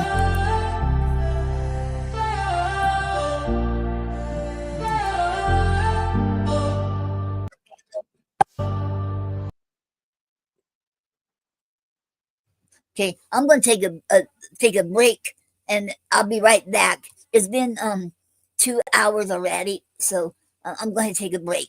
I'll be right back. Okay.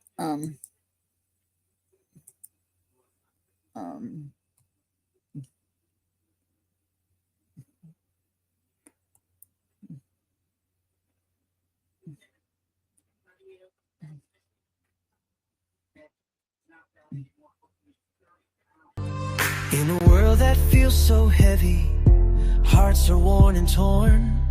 We walk the streets divided, sometimes feeling forlorn. But if we lift each other, hand in hand we can rise. With courage in our voices, let's open up our eyes. Unity's the anthem that calls us to engage. Let's turn this page together. Let's write a brand new stage. Stand up, let us join together. With love in our hearts, let's make it forever.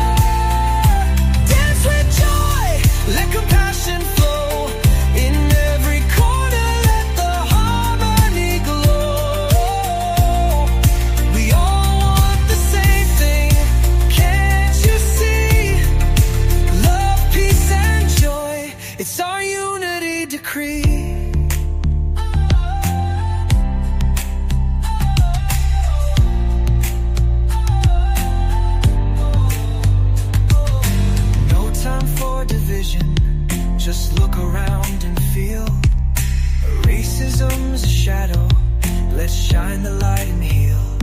We all bleed the same, we all dream the same. In this human family, let's play a loving game. Rise above the hatred, let's break down the walls. Together we'll be stronger, hear the freedom calls. Stand up, let us join together. With love in our hearts, let's make it forever. Dance with joy, let compassion flow. In every corner, let the harmony glow.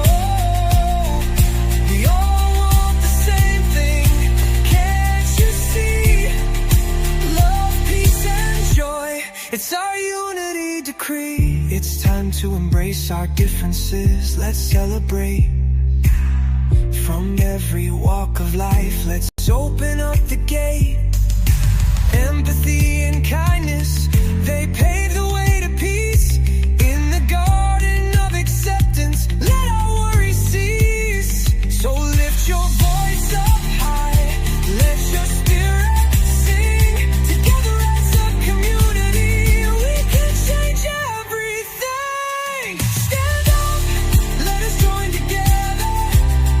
With love in our hearts, let's make it forever. Dance with joy, let compassion flow. In every corner, let the harmony glow. We all want the same thing, can't you see? Love, peace, and joy, it's our unity decree. So let's stand up for the right and let our hearts ignite.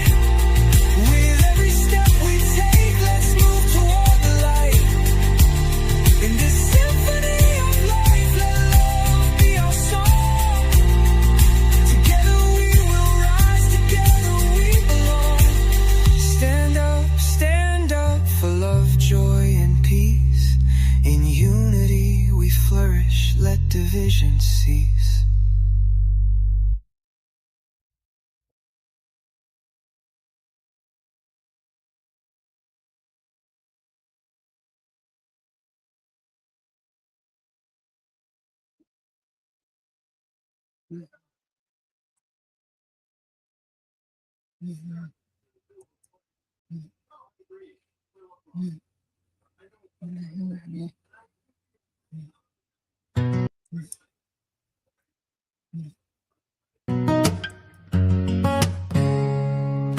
Oh, what a beautiful day. Let the sun shine in and wash my fears away. Woke up this morning, golden light broke in. Birds are singing sweetly, where do I begin? The world feels so alive, with colors all around. Every little moment, oh, it's magic I found. Take a breath so deep, let the worries fade away.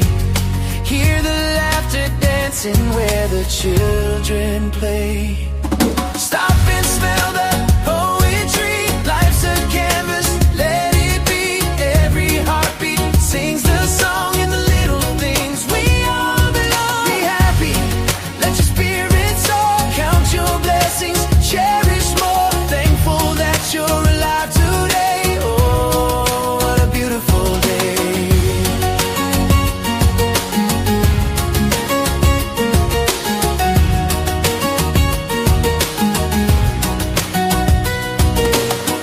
Walking down the street with a smile on my face. Underneath the blooming trees, I find my grace. The grass is still wet from the morning dew.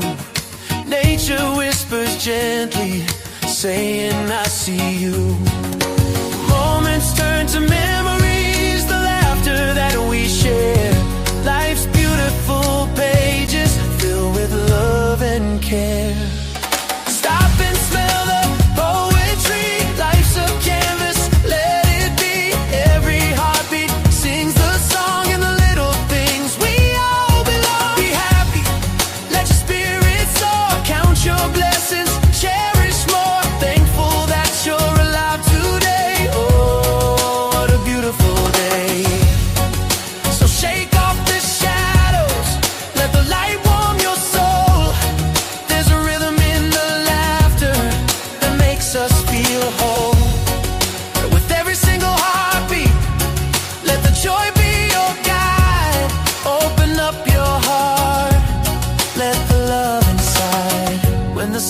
sets low and paints the sky in gold.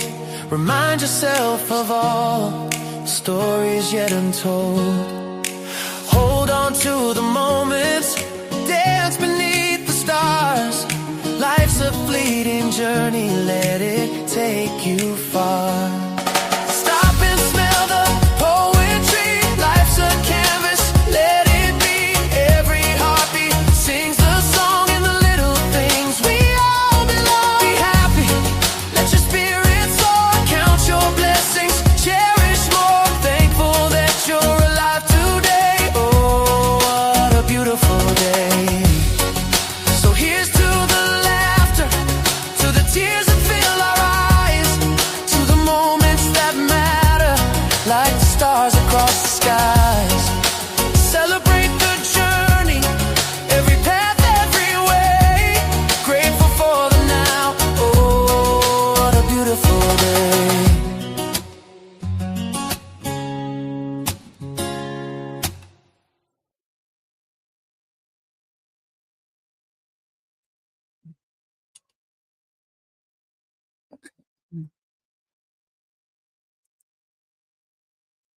Okay, I'm back, fam. Okay, and now I'm gonna read some poetry by Elizabeth Barrett Browning now. Okay.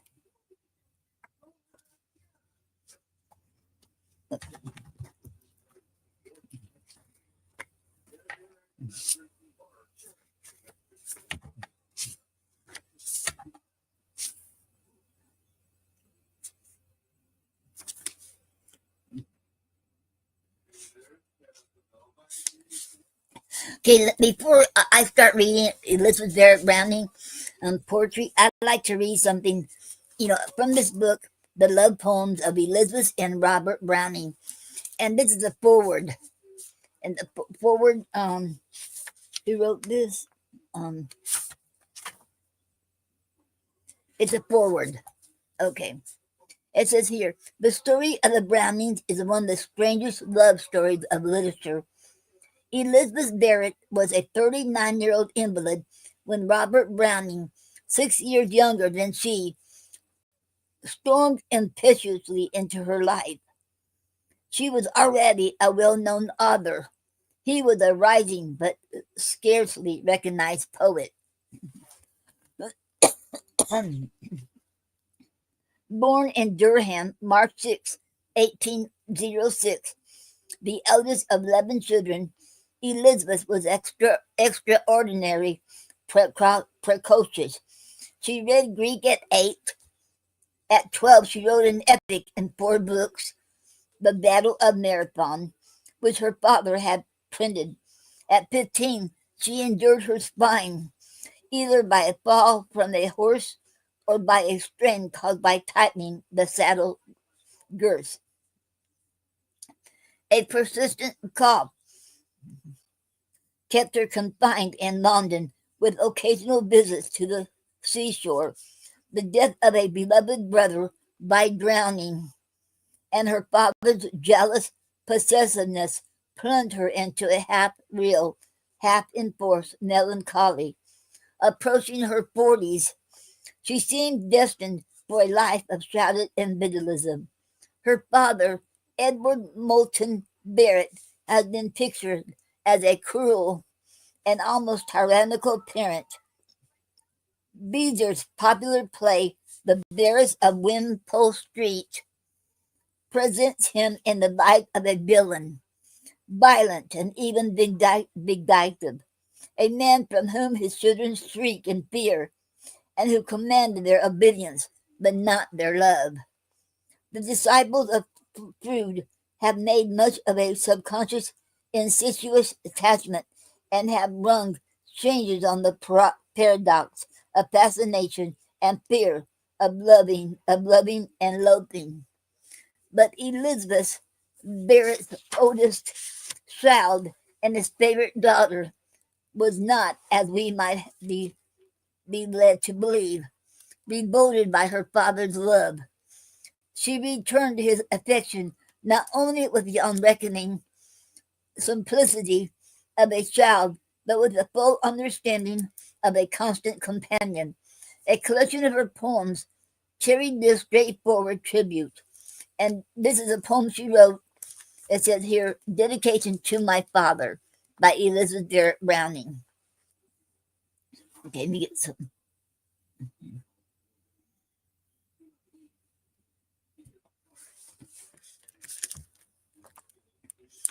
When your eyes fall upon this page of dedication and you start to see to whom it is inscribed, your first thought will be of the time far off when I was a child and wrote verses, and when I dedicated them to you, who were my public and my critic. Of all that such a recollection implies of saddest and sweetest to both of us, it would become neither of us to speak before the world, nor would it be possible for us to speak of it to one another with voices that did not falter enough, that what is in my heart when I write thus will be fully known to yours. And my desire is that you, who are witness here, how if this art of poetry had been a less earnest object to me, it must have fallen from exhausted hands before this day. That you, who have shared with me in things bitter and sweet, softening or enhancing them every day, that you, who hold with me over all senses of loss and transiency, one hope by one name, may accept the inscription of these volumes, the exponents of a few years of an existence which has been sustained and comforted by you as well as given, somewhat more faint-hearted than I need to be.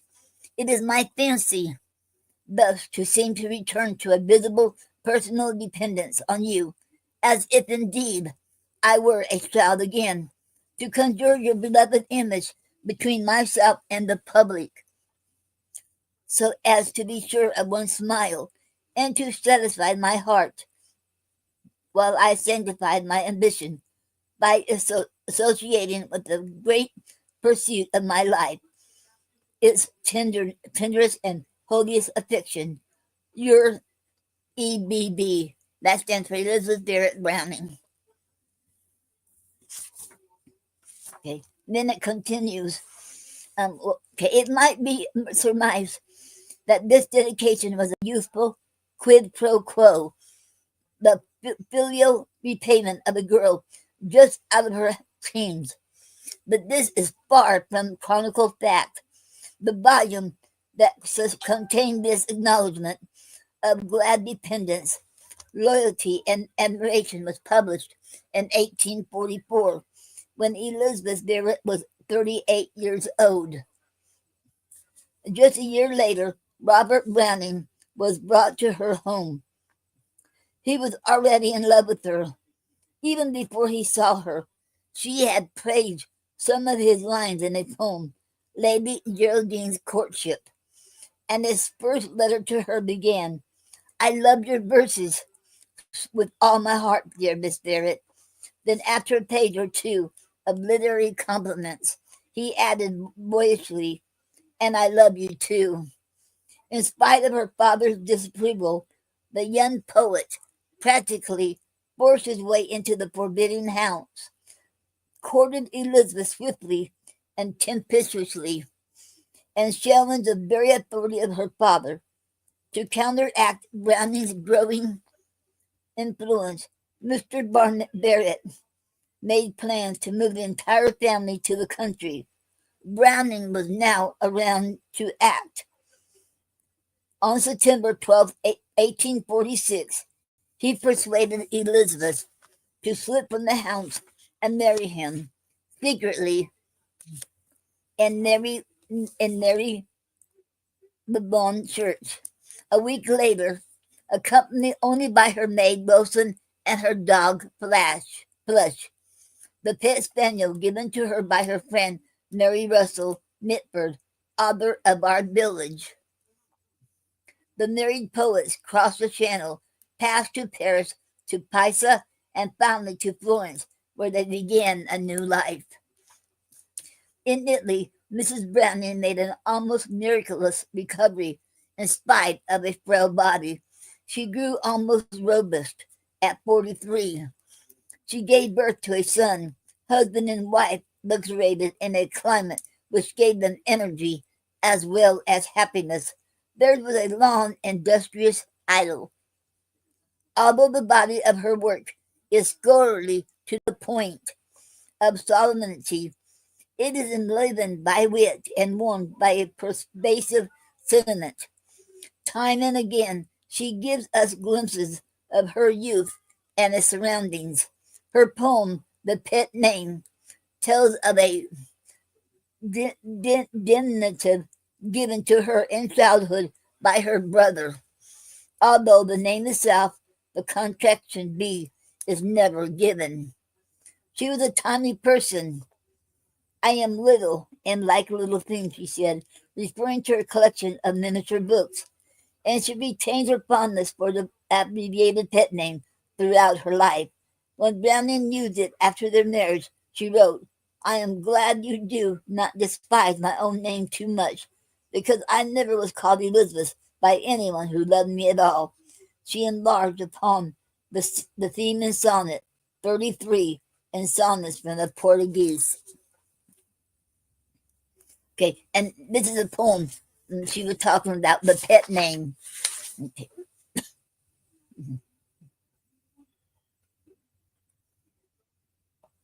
Okay. The Pet Name by Elizabeth Barrett Browning.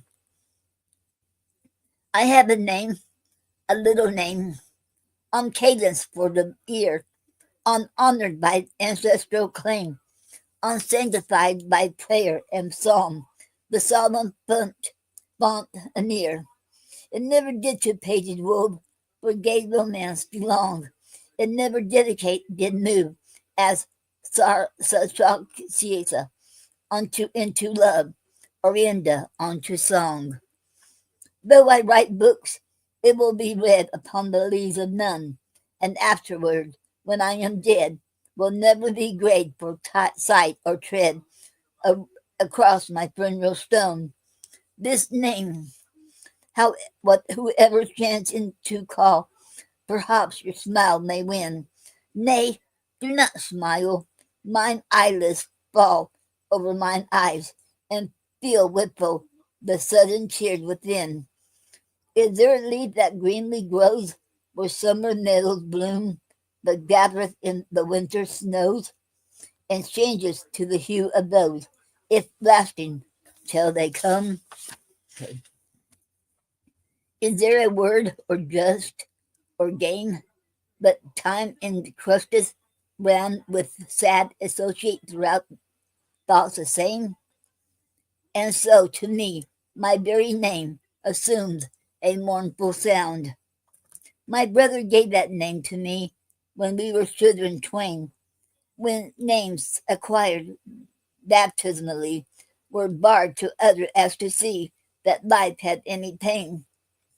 No shade was on us then, save one of chestnuts from the hill, and through the word our laugh did run as parts thereof. The mirth being done, he calls me by it still.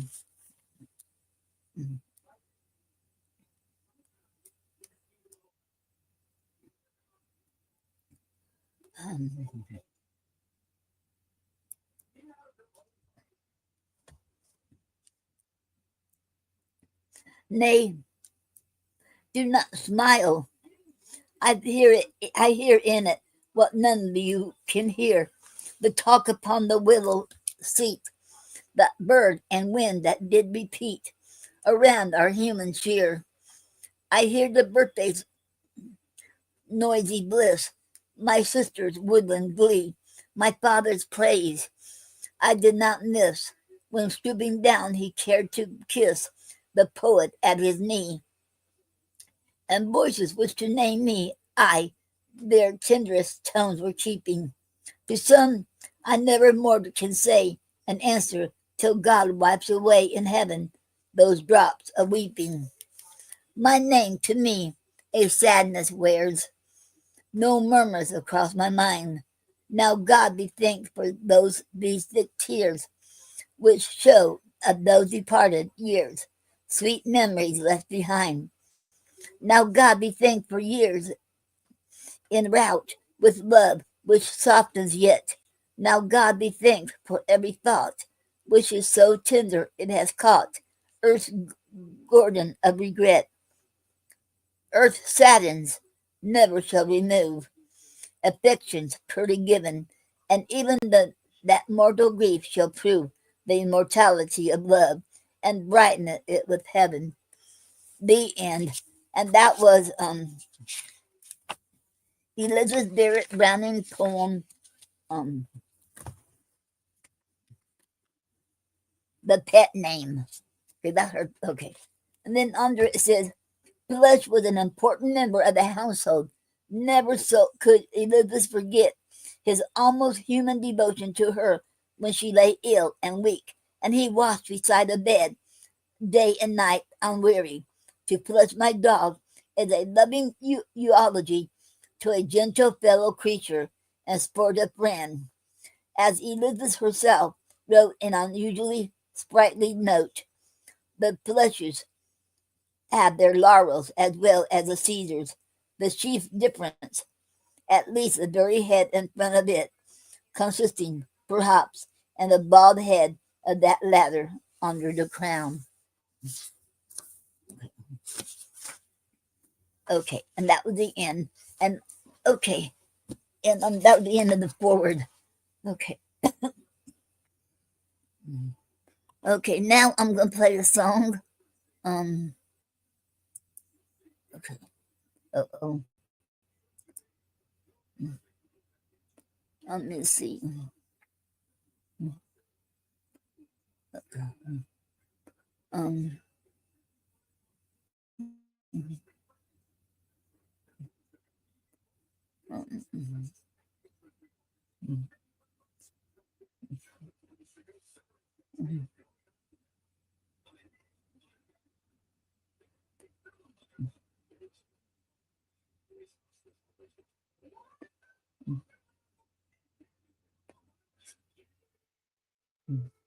Okay, 10 years strong.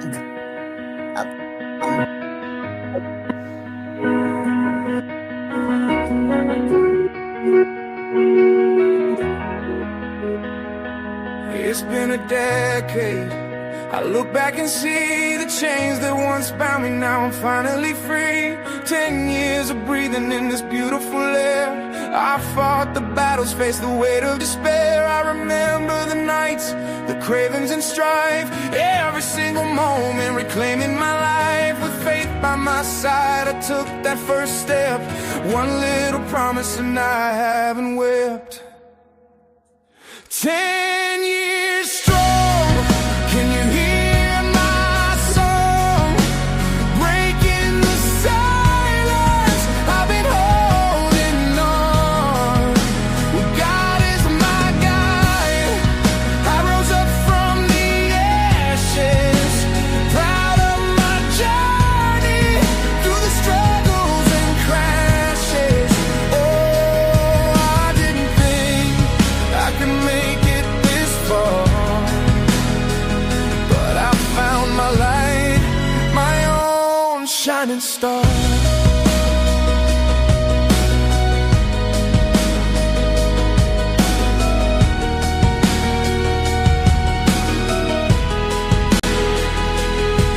Every whisper of doubt tried to pull me down, but I stood up tall, never wearing a frown, with my head held high. I chose the right path, embracing the joy and escaping the wrath.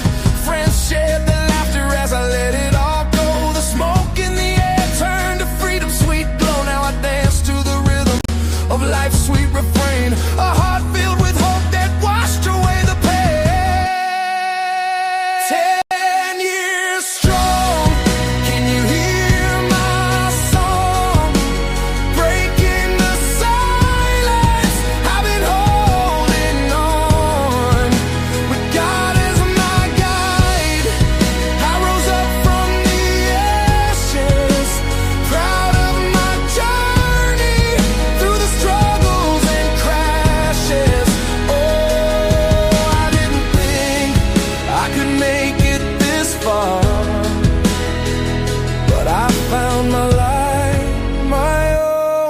shining star. Vivaciously living with dreams in my sight. Each breath that I take is a new chance to fly. With gratitude flowing, I'm standing so tall. I found my courage, I found it in the cold. And when the storms come, I won't fade away. I'll face my demons, I'm here to stay.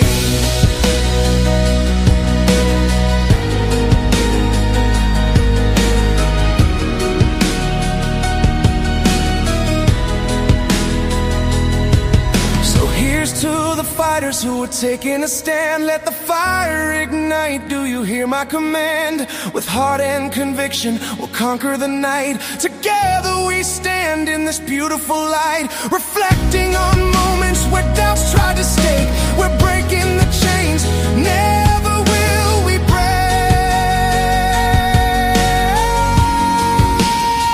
So if you're out there feeling lost and unsure, find your strength, push through, you'll endure. With God by your side, take that leap with me. And just like I did, you'll be truly free. 10 years of triumph, the journey's just begun. Shining like the morning, rising with the sun.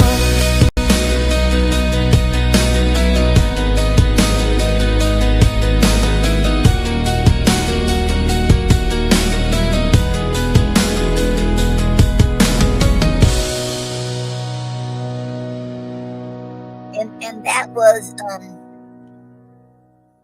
10 years strong. Okay.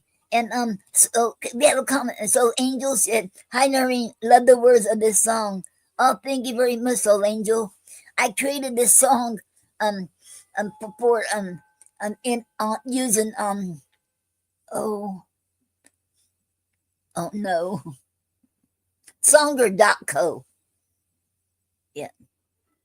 Now and okay, and I created that song for that. And that was when I quit smoking for, it was over 10 years now since I quit smoking. I quit smoking in oh, how come I can't remember now? I used to know that by heart. I used to remember by heart. It was in oh wow.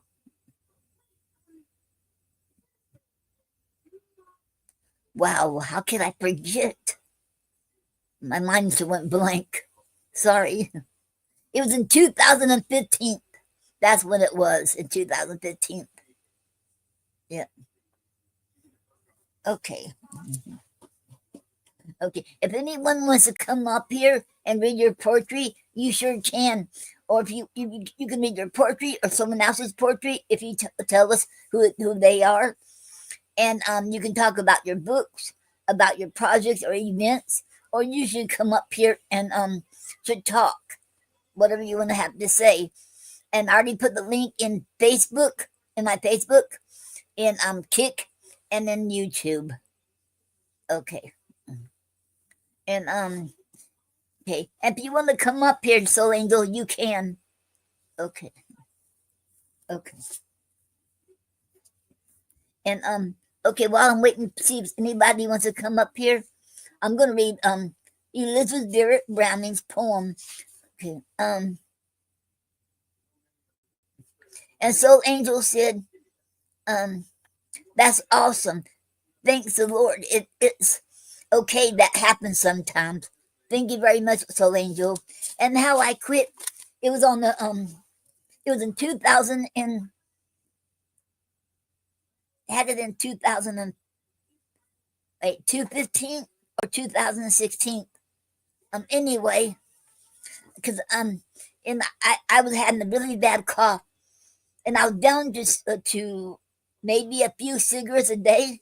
I was down to that many, and it was on this I think it was on a Sunday or a Saturday.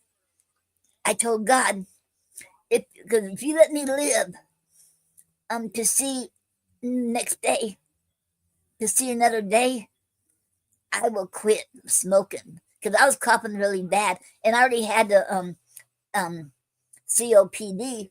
And then next day, I didn't crave for a cigarette, and my doctor said to cut down slowly, but I was trying to, but instead, I ended up quitting cold turkey. I was down a few cigarettes, and that's because they told me I couldn't take Gary home and from the rehab because I was not strong enough. Well, I thought, well, if I quit cigarettes, they would let me, but they never did.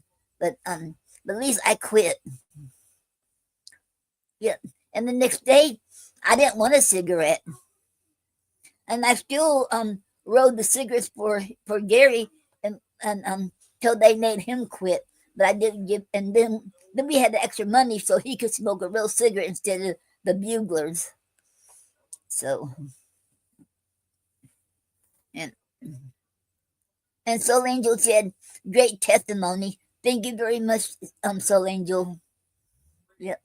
And I before that, I don't know how many times I tried to quit on my own, and I couldn't do it.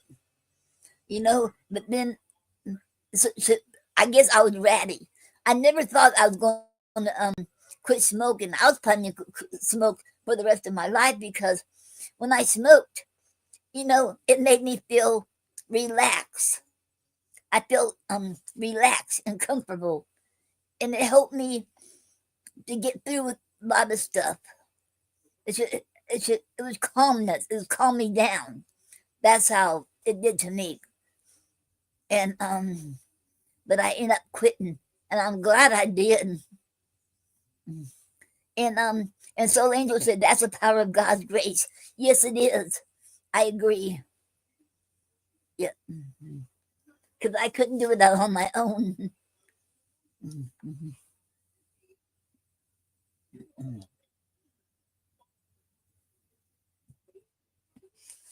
Okay. Okay. Now I'm gonna read To Flush My Dog by Elizabeth Barrett Browning. And this is about her dog, Flush. If y'all seen the movie, what was the name of the movie now? About the Wimpole Street or something like that. And in that movie, I have to see it again because I only saw the first part of it. And there's two parts to it. Anyway, her dog gets kidnapped. And if I remember it right, if anybody knows about it, and if I remember wrong, please tell me if I'm wrong. But what I remember of it, her dog was kidnapped. Because back them days, a lot of people would kidnap dogs and get ransom for it. Well, her dad would not do no ransom for the dog. And so because their mother passed away while before this happened. And so I think it was her sister or brother, one of them. Well, they decided they're going to do something about it because she needs her dog. So because she was invalid at that time. So they got something of her mom's with a wedding ring or something like that, her jewelry, and gave it to the kidnappers so they can get that dog back for Elizabeth Browning. And that's what I remembered of it. And then the father found out and he was really upset. And he would not even allow them to get married. If any of them get married, they were disowned. And Elizabeth, and her dad never spoke to her after she married Robert Browning, and because she was forbid to do it. But and there was someone else too who went ahead and got married. I don't know if it was her sister or brother. One of them, neither one of them did. And either of them, both of them never saw their dad after that. And it's so sad to hear that, a dad or, a parent would forbid the kids to get married when they get older. It just don't sound right, But there's a story behind it why he didn't want them to get married. And I just can't remember the exact the story about it. I have to do my research on that. Okay. Okay. And oh, okay. Now I'm going to read To Flush My Dog. Okay. To Flush My Dog by Elizabeth Barrett Browning. Loving friend, the gift of one who her own true faith hath run through thy lower nature, be my benediction, said with my head upon thy head, with my hand upon thy head, gentle fellow creature, like a lady's ringless brown, below thine silken ears adown, either side the merely of thy silver suited breast, shining out from all the rest of thy body purely. Darkly brown thy body is, till the sunshine striking this alchemize its dullness. When the sleek curls manifold flash all over into gold with a burnished fullness. Underneath my stroking hand, startled eyes of hazel bland, kindling, growing larger. Up thou leapest with a spring, full of prank and curveting, leaping like a charger. Leap, thy broad tail waves of light. Leap, thy slender feet are bright, canopied in fringes.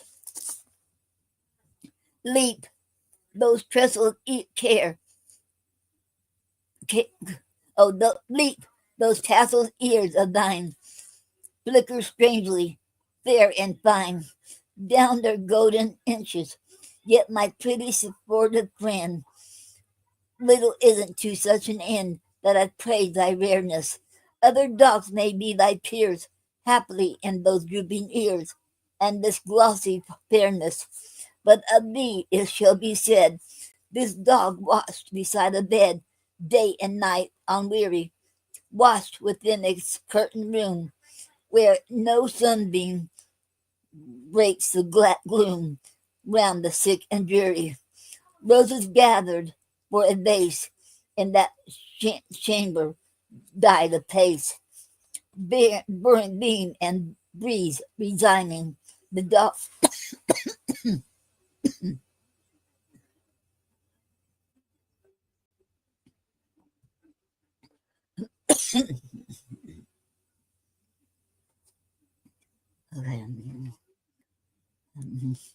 Roses gathered for a vase in that chamber died of space. Beam and breeze resigning. This dog only waited on, knowing that when light is gone, love remains for shining.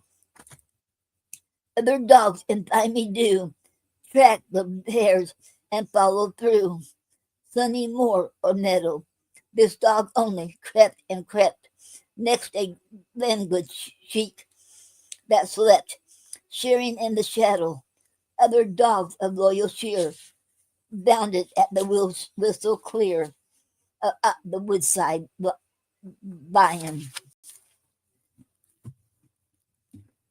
This dog only watched in reach of a faintly uttered speech or a louder sighing, and if one or two quick tears dropped upon his glossy ears, or a sigh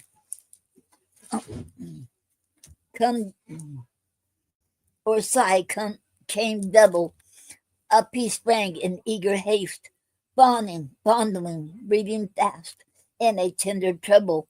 And this dog was satisfied if a pale, thin hand would glide down his juleps sloping, which he pushed his nose within, after platforming his chin on the palm lopped open. This dog, if a friendly voice called him now to blither choice, then such a chamber keeping, come out, praying from the door, presses backward as before, up against and me leaping. Therefore to this dog will I, tenderly, not scornfully, render praise and favor. With my hand upon his head is my benediction said, therefore and forever. And because he loves me so, better than his kind will do, often man or woman. Give I back more love again than dogs often take of men, leaning from my human. Blessings on thee, dog of mine. Pretty collars make thee fine. Sugared milk make fat thee. Pleasures wag on in thy tail. Hands of gentle motion fill, never more to pet thee. Downy pillow take thy head. Silken coverlid be stead. Sunshine help thy sleeping. No flies buzzing wake thee up. No man break thy purple cup. Sit for drinking deep in. Whiskered cats anointed flee. Sturdy stoppers keep from thee. Cologne distillations.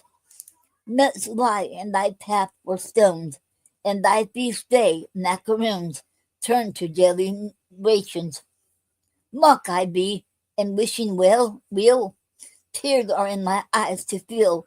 Thou art made so straightly. Blessing needs must straighten too. Little canst thou joy or do, thou who lovest greatly. Yet be blessed to the height of all good and all delight, pervious to thy nature. Only loved beyond that line, with a love that answered thine, loving fellow creature. The end. Okay,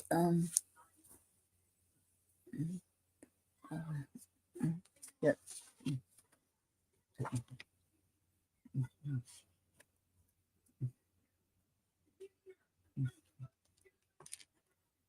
And then also it says here there's another she wrote a sonnet for her for Flesh too, and it's right here. It says right here, often sentiment and humor are combined in a kind of mock classicism. A sonnet entitled Flesh or Fondness compares the golden-eyed little spaniel to the shaggy-coated god of the Arcadian woodlands.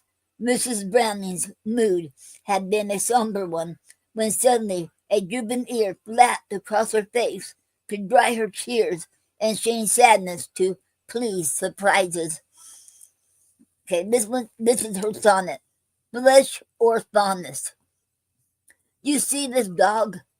It was but yesterday I mused forgetful of his presence here, till thought on thought drew downward tear on tear, when from the pillow where wet sheet I lay, a head as hairy as Faunus thrust its way, right sudden against my face, two golden clear great eyes astonished mine, a drooping ear did flap me on either cheek to dry the spray. I started first, as some Arcadian, amazed by goatly god in twilight grove. But as my bearded vision closelier ran my tears off, I knew flesh and rose above surprises and sadness, thinking the true Pan, who by low creatures leads to heights of love. The end. And that was Flesh or Fondness, a sonnet. Okay. Um,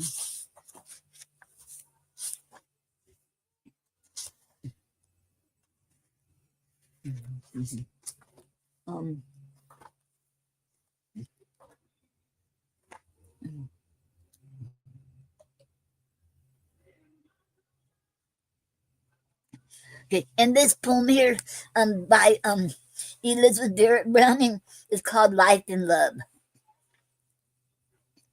Fast this life of mine was dying, blind already and calm as death. Snowflakes on her bosom lying, scarcely heaving with her breath.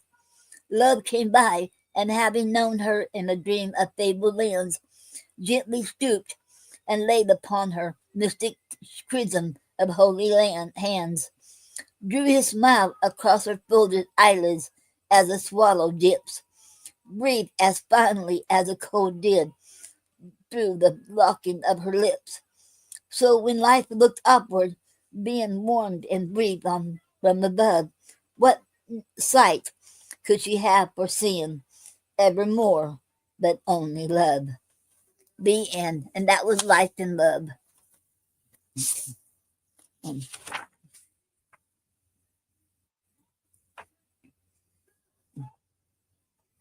And this is another poem of hers called A Denial by Elizabeth Barrett Browning. Okay, let me get some water first.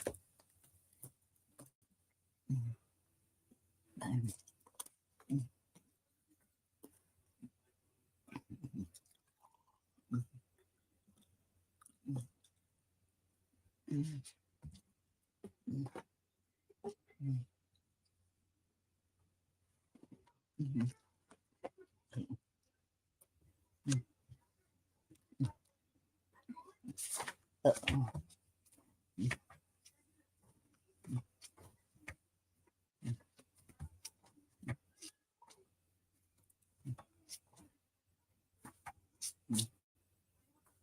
Uh-oh. Okay, A Denial by Elizabeth Barrett Browning. Okay. We have met late. It is too late to meet. Oh, friend, not more than friend. Death forecomes. Shroud is tangled round my feet. And if I step or stir, I touch the end. In this last jeopardy, can I approach thee? I who cannot move? How shall I answer thy request for love? Look in my face and see. I love thee not. I dare not love thee. Go in silence. Drop my hand. If thou seek roses, seek them where they blow in garden alleys, not in desert sand. Can life and death agree that thou shouldst stoop thy song to my complaint? I cannot love thee if the word is faint. Look in my face and see. I might have loved thee in some former days. Oh, then my spirits had leapt, as now they sink at hearing thy love praise. Before these faded cheeks were overwept, had this been asked of me, to love thee with my whole strong heart and head, I should have said still, yes, but smiled and said, look in my face and see. But now God sees me, God who took my heart and drowned it in life's surge. In all your wide, warm earth, I have no part. A light song overcomes me like a dirge.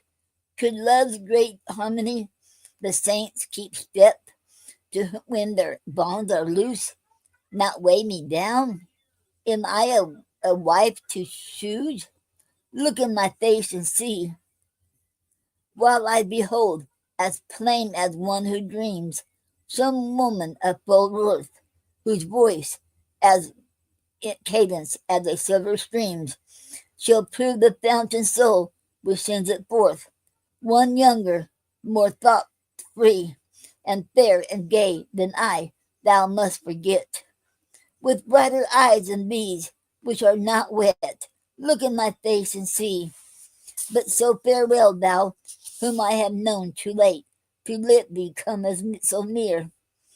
Be counted happy, while men call thee great, and one beloved woman feels thee dear. Not I, that cannot be. I am lost, I am changed. I must go farther, where the change shall take me worse, and so no one dare look in my face and see.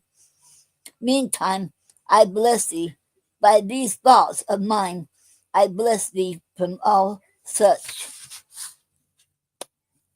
I bless thy lamp to oil, thy cup to wine, thy hearth to joy, thy hand to an equal touch, of loyal troth. For me, I love thee not, I love thee not. away. Here's no more courage in my soul to say, look in my face and see. The end. And that was A Denial by Elizabeth Barrett Browning.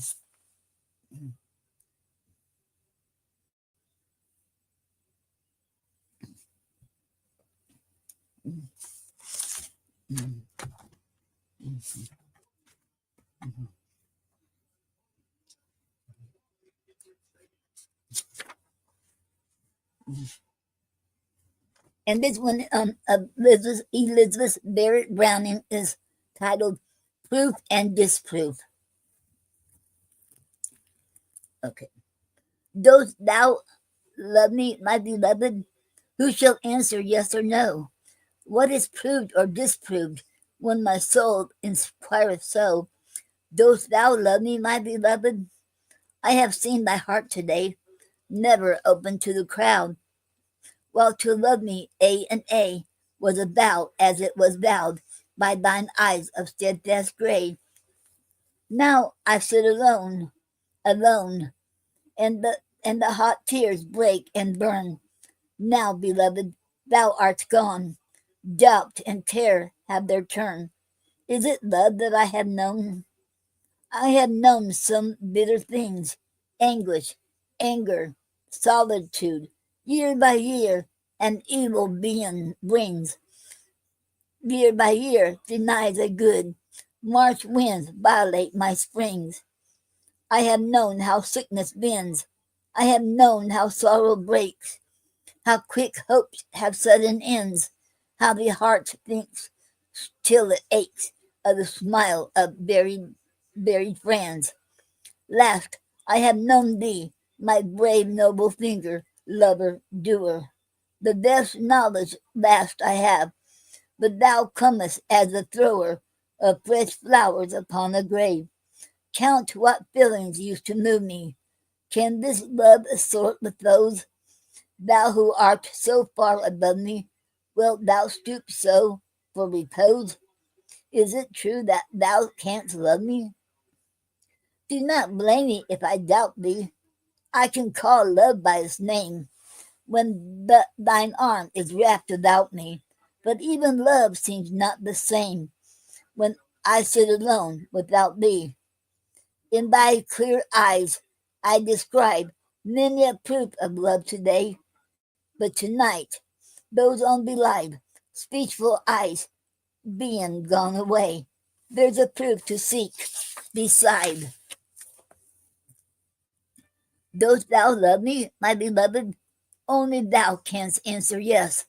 And thou gone, the proof disproved, and the cry rings answerless. Dost thou love me, my beloved? The end. And that was Elizabeth Barrett Browning's poem, Proof and Disproof.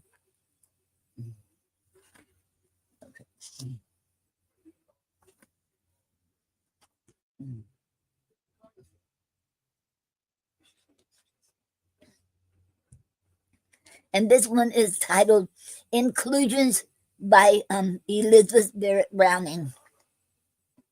Oh, wilt thou have my hand, dear, to lie along in thine? As a little stone in a running stream, it seems to lie and pine. Now drop the poor tell hand, dear, unfit to plight with thine. Oh, wilt thou have my cheek, dear, drawn closer to thine own? My cheek is white, my cheek is worn by many a tear run down. Now leave a little space, dear, lest it should wet thine own. Oh, must thou have my soul, dear, commingled with thy soul? Red grows the cheek, and warm the hand. The part is in the whole. Nor hands nor cheeks keep as separate when soul is joined to soul. The end. And that was Inclusions by Elizabeth Barrett Browning. Okay. And next one is titled A Valediction by Elizabeth Barrett Browning. God be with thee, my beloved. God be with thee. Else alone thou goest forth, thy face unto the north, more and pleasance all around thee and beneath thee, looking equal in one snow, while I, who try to reach thee, vainly follow, with a farewell and a hollow, and cannot reach thee so. Alas, I can but teach thee. God be with thee, my beloved, God be with thee. Can I teach thee, my beloved? Can I teach thee? If I said go left or right, the counsel would be light, the wisdom poor of all that could enrich thee. My right would show like left, my raising would depress thee. My choice of light would blind thee, of way would lead behind thee, of end would lead behind, way of end would lead thee left. Alas, I can but bless thee. May God teach thee, my beloved, may God teach thee. Can I bless thee, my beloved? Can I bless thee?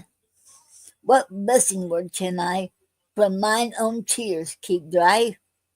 What flowers grow in my field wherewith to bless thee? My good reverie reverts to ill, my calmness would move thee. My softness would prick thee, my bindings up would break thee, my crownings curse and kill. Alas, I can but love thee. May God bless thee, my beloved, may God bless thee. Can I love thee, art my beloved? Can I love thee? And is this like love to stand with no help in my hand? When strong as death I fain would watch above this. My love kiss can deny no tears that fall beneath it. Mine oath of love can answer thee. Mine oath of love can swear thee from no ill that comes near thee, and thou diest while I breathe it. And I can but die. May God love thee, my beloved. May God love thee. The end. And that was Elizabeth Barrett's Browning poem.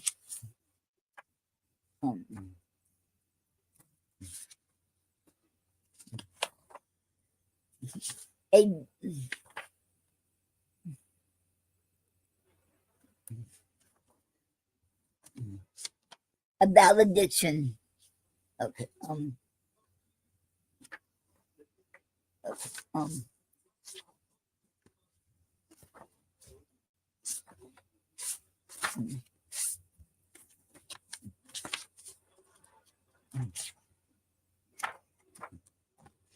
Okay, I'm gonna play a song. Okay. Okay.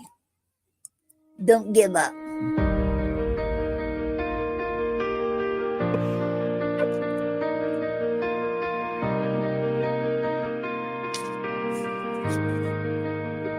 Hey, listen up. There's a story to tell about the voices lost in the shadows of hell, where hope fades away in the night, and dreams hang like stars so out of sight. In the alleyways where silence screams, people wander through the remnants of dreams. Empty stomachs echo, hearts wear thin, searching for solace, yet it feels like a sin. Cold pavement pillows, the stars are their roof.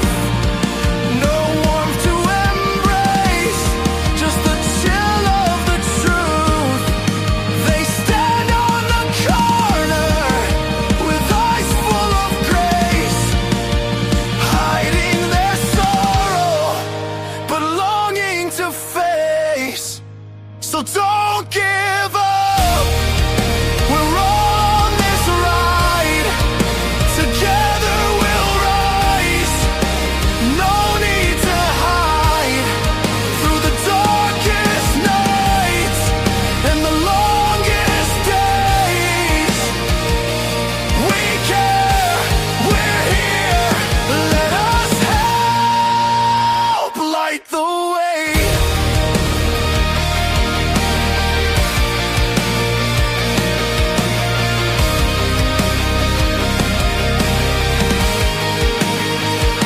With every heartbeat, they carry their past. Stories untold, forever cast. Feels like a battle, an uphill climb. But there's strength in your spirit, it shines its prime. Hold on to the moments that fill you with fight. The laughter of children, a flicker of light. Reach out your hand, let the love overflow. Together we conquer, together we grow. So don't give up. We're all on this ride. Together we'll rise. No need to hide.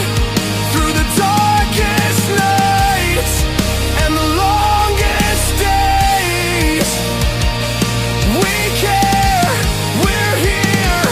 Let us help light the way. You are not alone. This battleground's ours. In the depths of despair, we'll reach for the stars. Every meal we share, every bed we provide, we'll craft a new story with love as our guide. With warmth in our hearts and fire in our hands, let's build up the bridges. Together we'll stand. Tomorrow's a promise. Don't shy away. Embrace what is coming. Seize the new day. Your worth isn't measured by place or by pride. In the arms of this world, you can safely confide. For every lost soul finding their way, remember that we care. Come what may, we'll lift you high. Through the storm we'll wade. Awaken the courage. Don't be afraid. Hold on, dear friend. Let the dawn break anew. In the heart of this struggle, we stand with you.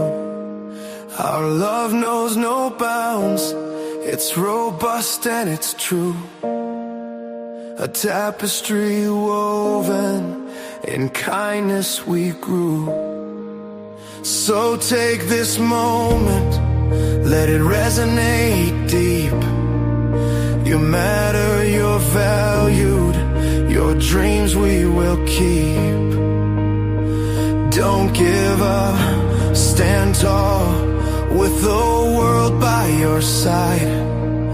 Together we'll soar, let hope be your guide.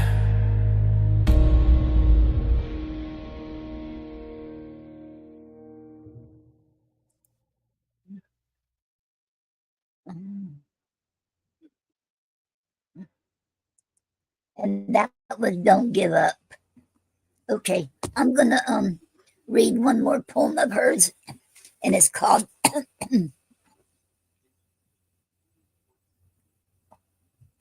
A Woman's Shortcoming. Okay. A Woman's Shortcoming by Elizabeth Barrett Browning. She has laughed as softly as if she sighed. She has counted 6 and over of a purse well filled and a heart well tried. Oh, each a worthy lover. They give her time, for her soul must slip. Okay.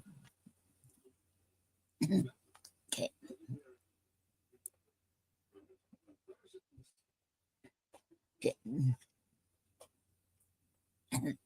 They give her time, for her soul must slip. Where the world has set the grooving, she will lie to none with her fair red lip. But love seeks truer loving. Okay, excuse me.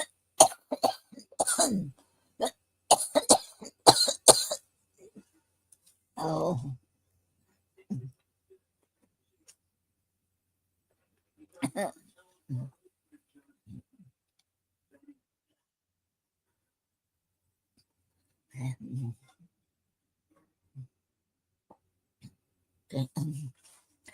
Go, lady.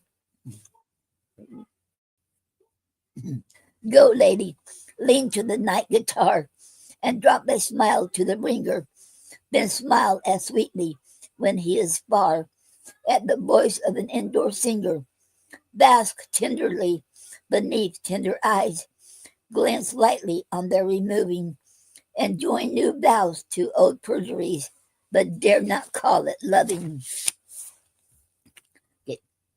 Unless you can think when the song is done, no other is soft in the rhythm. Unless you can feel when left by one, let all men else go with him. Unless you can know when on praise by his breath, that your beauty is self once proving. Unless you can swear for life, for death, oh, fear to call it loving. Unless you can muse in the crowd all day on the absent face that fixed you. Unless you can love as the angels may, with the breath of heaven betwixt you. Unless you can dream that his faith is fast through behoving and on behoving. Unless you can die when the dream is past, oh, never call it loving. The end. And that was A Woman's Shortcoming by Elizabeth Barrett Browning. Okay, I'm going to close out now, and I'm trying to do it for longer than this, but tonight is not a good night for longer because it's chilly out tonight. Okay, believe it or not, it don't happen too often in Florida, but it is tonight. Okay, and I want to thank everyone for being here. And if it wasn't for you all, I wouldn't have a show. So thank you for being here. And remember, you're never too old or too young to live your dreams. And and you're never too old or too young to learn something new or do something new. And okay.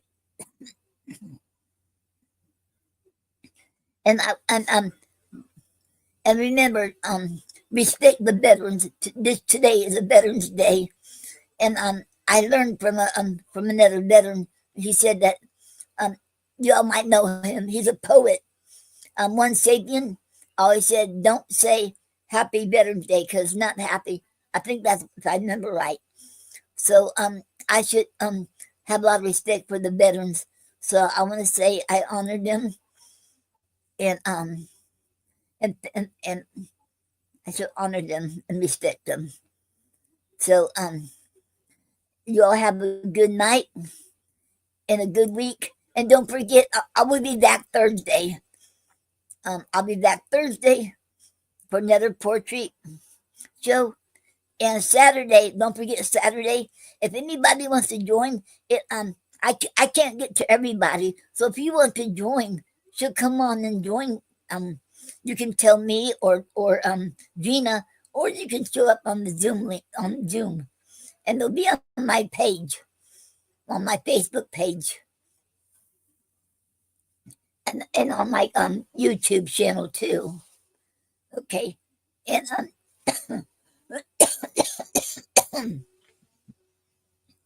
Okay. The theme is justice, peace, and sustainability. And you don't have to be for each one. At least have 3 poems if you want. And I don't know how many is going to show up exactly. So it depends how many there is, how long we can read. We read one, we go around the, we all read one. We make sure we do the rounds. Then we go for a second one if we got time. So I don't know how many people will be there for sure. So I hope to see you all there this Saturday. And there will not be the Saturday night poetry show like I always have. Instead, it's going to be the Poetry Club joins 100,000 Poets for Change 2025 on Zoom, here on Zoom. And you can watch it on YouTube. And if I can, I'm going to see if I can share it on Facebook. I know I can't share the show on Kick, so I apologize for that. But you can see it on YouTube. But if you want to join, you can come on Zoom too. Okay. And that'll be this Saturday. Okay. At 4 o'clock. 4 p.m. Eastern Standard Time. Okay. And thank you all. Thank you, Dan, for being here tonight. And making it, thank you for making it possible for me. And I hope y'all have a good night. And I'll see you all Thursday. Okay. And don't forget to show support to Gina Storm, because she's a co-host on the show tomorrow night. But I can't remember the name of the show. I apologize. But it'll be on her Facebook page, and she'll follow her too. Okay. Thank you all.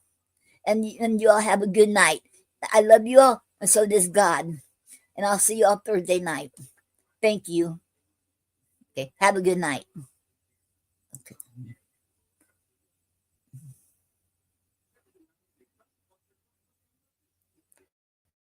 Being here, let me tell you how I feel. On this journey we are on, together it's all so real. It started with a spark, a light in the dark, streaming all my dreams, yeah, you played a part. From laughter to the chat, every smile you bring, a community of love that makes my heart sing. Swipe the worries away, let's ride this wave, every moment shared, it's the memories we save. With you by my side, the world feels so bright. In this digital space, everything feels right. So thank you for being here today. Every voice, every vibe guides me along the way. Let's dance to the rhythm of kindness that we create. Have an awesome, great day. Your joy is our fate. So thank you for being here today. Every voice, every vibe guides me along the way. Let's dance to the rhythm of kindness that we create. Have an awesome, great day. Your joy is our fate. The chat is alive with stories we share, whether joy or sorrow, your love's always there. You lift me when I'm low, you ride the highs too. Together we build dreams, I owe it all to you. From the screen to my heart, your support hits home. In every laugh we share, we're never alone. The words in the comments, they paint the skies blue. In this indie vibe stream, it's all me and you. So thank you for being here today. Every voice, every vibe guides me along the way. Let's dance to the rhythm of kindness that we create. Have an awesome, great day. Your joy is our fate.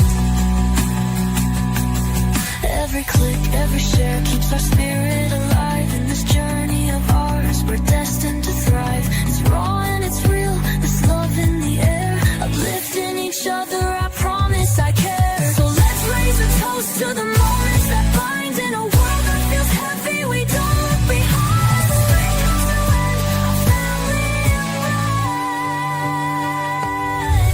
As the stream comes to end, I feel the embrace of a family we've built. This sacred space, your kindness shines bright like the stars above. In this digital realm, we spread so much love. So here's to tomorrow, let's do it again. With a heart full of hope, with each precious friend. You've made my day special, I hope you can see. Together we're stronger, you inspire me. With every stream we share a piece of my soul. Thank you for being here, you